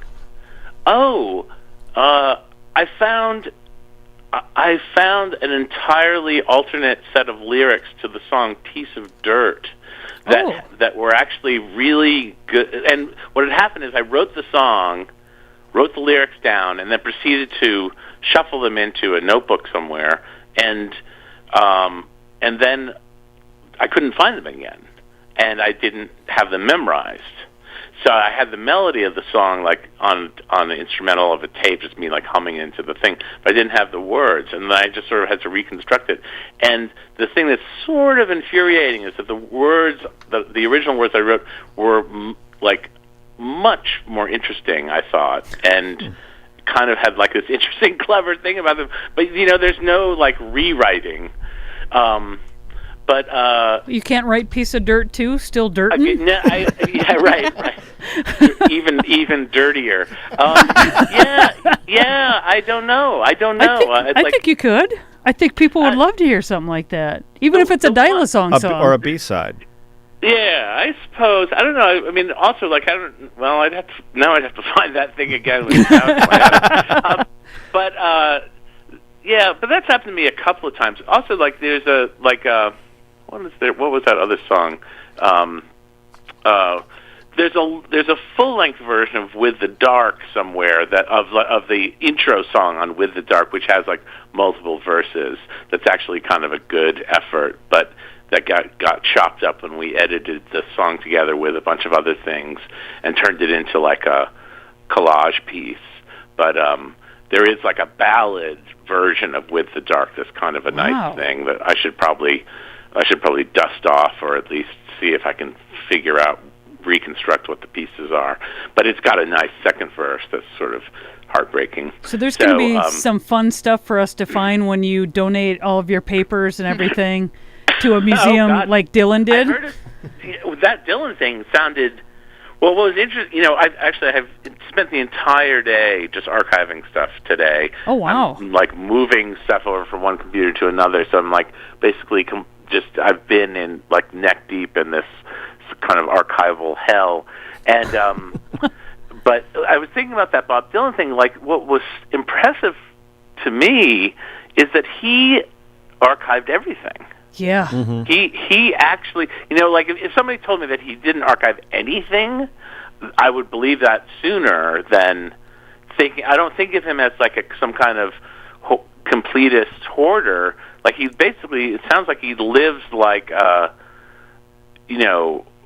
he's he's like a Flying Dutchman kind of figure, just touring around the world, like never stopping and never, he just does what he does and. Like it sounds like he doesn't even have a home. So, like to find out that there's this where did he store it before? Did he have just like a warehouse that was somewhere? I bet he did because being from Minnesota. We know that he's got property in Minnesota too that he has, but it's Oh, really? he like just had, I mean, napkins and everything that he ever wrote anything down on. He kept all of that stuff, and even before you would think, I mean, he must have just thought from the get-go, I am going to be somebody famous. I better keep everything to have some of the stuff that he has in that collection. I guess, but like what's strange also is like I get the impression that a lot of what he wrote in his moment, I mean, in that crazy hot 63 to 67 moment, was so amphetamine fueled. What does it look like when his like hand is like he's like writing on the tabletop after the paper ran out? Like I just feel like he was.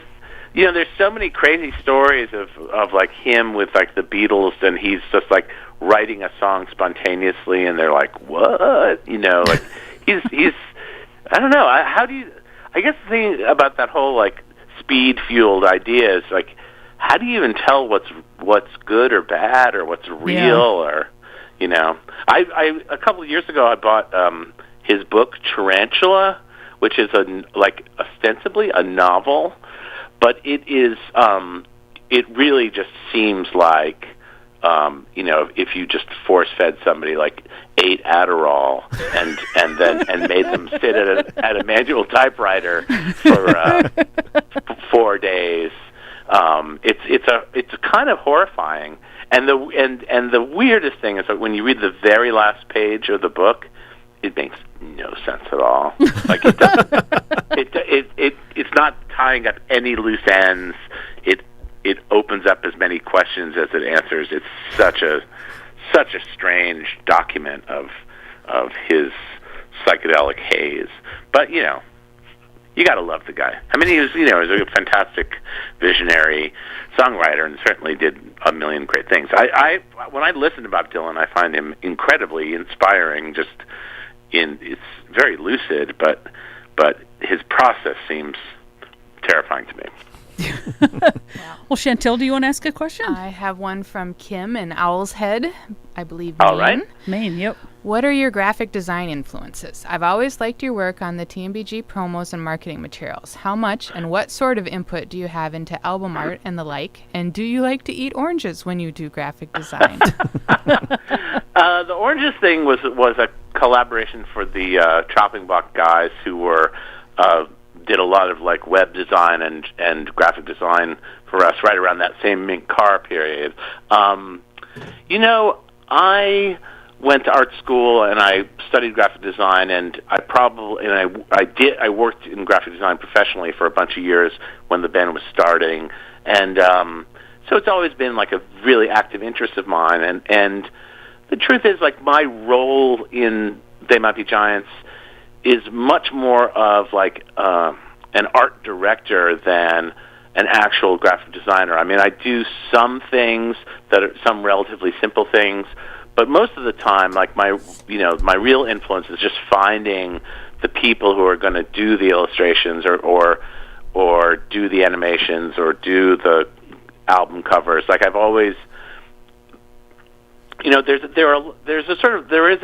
are people who do their own album covers, but I feel like a lot of times that feels a little bit like a vanity project, and I wanted the sort of tradition of our album covers to be a little bit more expansive than that. Like right from the jump, John and I, we sort of decided we didn't want to have our album covers be about our faces, so it kind of raised this challenge to figure out how to come up with imagery that didn't just make it seem like the shrinking world of They Might Be Giants. So, working with different graphic designers over the years, I feel like I've also learned a lot from them. It's like there's a lot of interesting ways of approaching things, and I don't know.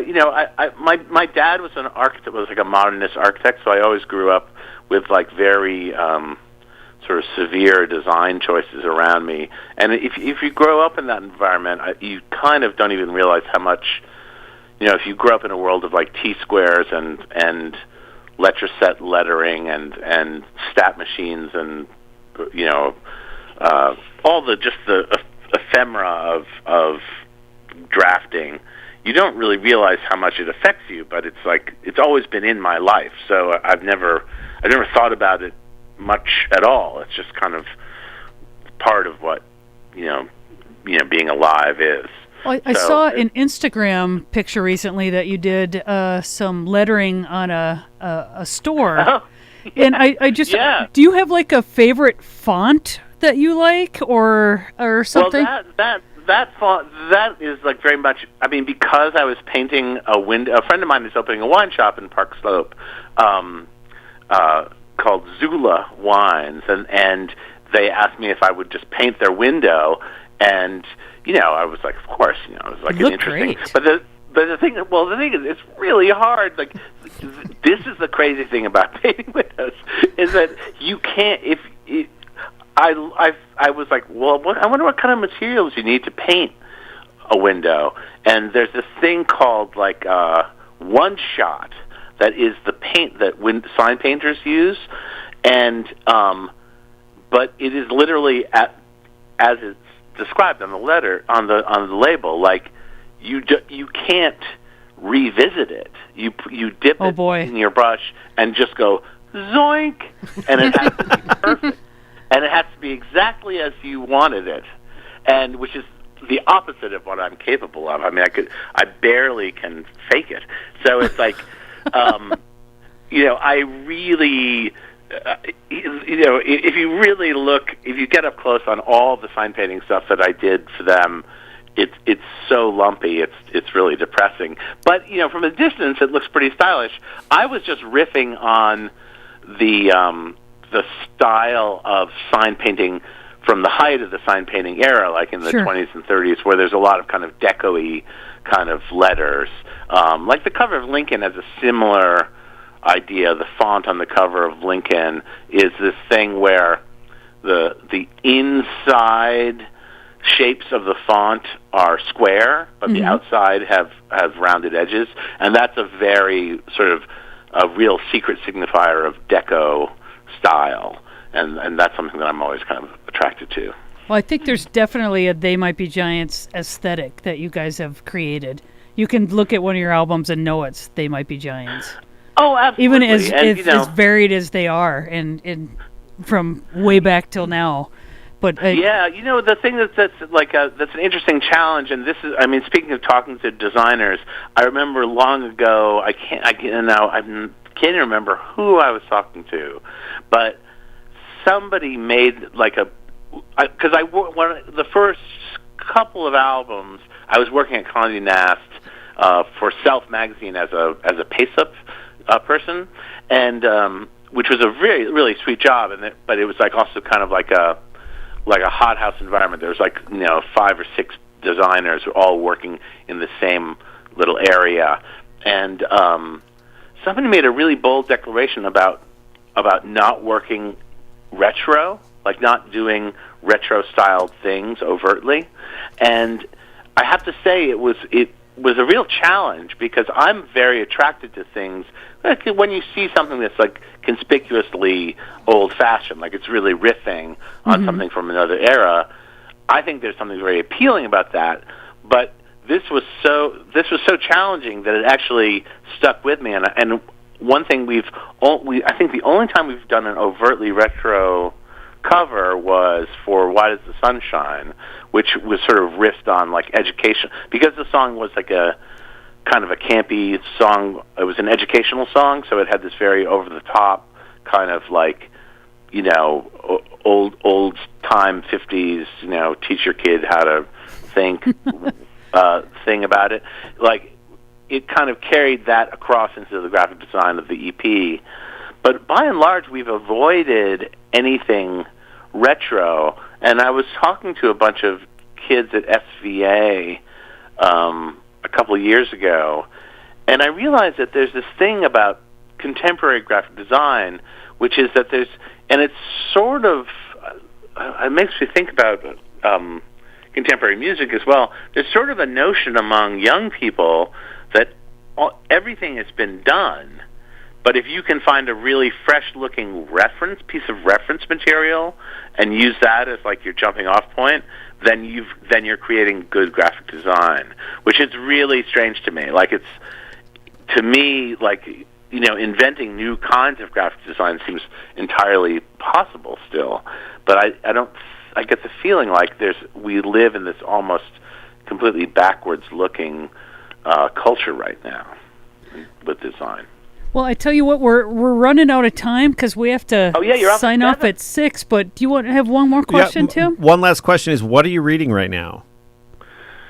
What am I reading? Well, I just I read this book called.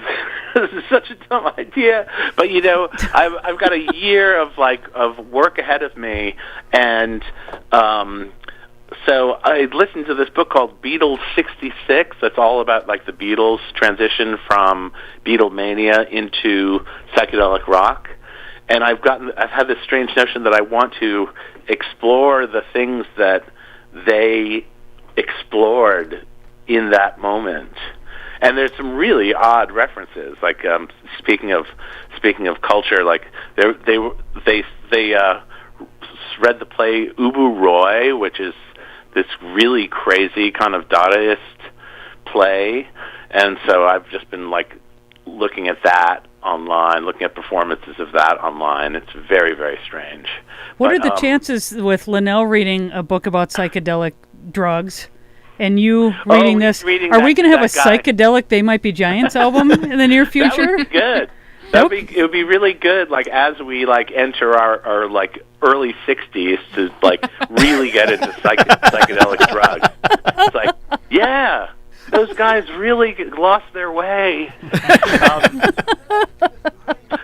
Anything's possible. Oh, so he's reading that what's his name? The guy, the Omnivore's Dilemma guy wrote a book about microdosing. Yeah, well, there you go. Anything's possible. Well, before we let you go, John, I just want to thank you again for spending some time with us. I know you guys are so busy, and we appreciate every minute that you can give us. And just know that thank you. Throughout the day, we've had so many people sharing stories with us again, just about how important your music is to them through the tough times, through the happy times, bringing families together. We've had some really amazing stories. So I just want you to know that your fans just cannot love you more than they do. And we just want to thank you for everything. Well, thank you. And in this holiday times when we're forced to be with our families so much, it's good to know there are other things out there. You can go out to the car and listen to some They Might Be Giants, and it's going to be all right. Think about that psychedelic album that's coming out in 2019. Yeah, microdosing. Well, all right. Well, thank you guys so much. Thank you, John. I'll talk to you soon. All right. Sounds good. Thanks, John. Bye-bye. Thanks. All righty. That well, was you guys, awesome. we've got 3 minutes left. I was going to play a song, and I wasn't sure if we'd have time. But Tom and Chantil, do you have any last shout-outs for your day? This has just been such an awesome experience. I love doing this every year. I hope to keep doing this as long as possible. Yeah. And I am, too, also just so humbled that people would share such personal stories with us. That is amazing. I love that. So my heart is full, and I just want to, give everybody a big They Might Be Giants hug. Yes. Even though you're not a hugger. I'm not a hugger. I'll just stand back and watch. Virtual hugs. Okay. Well, let's do the station ID, and then I'll play as much of this song as I can. You're listening to Independent Public Radio Station, The Maverick, KMSU Mankato, KMSK Austin, broadcasting from the campus of Minnesota State University Mankato. Big ideas, real world thinking. Thanks, everybody. Thank you. Off of that horrible album, Mink Car. This is Man, It's So Loud in Here.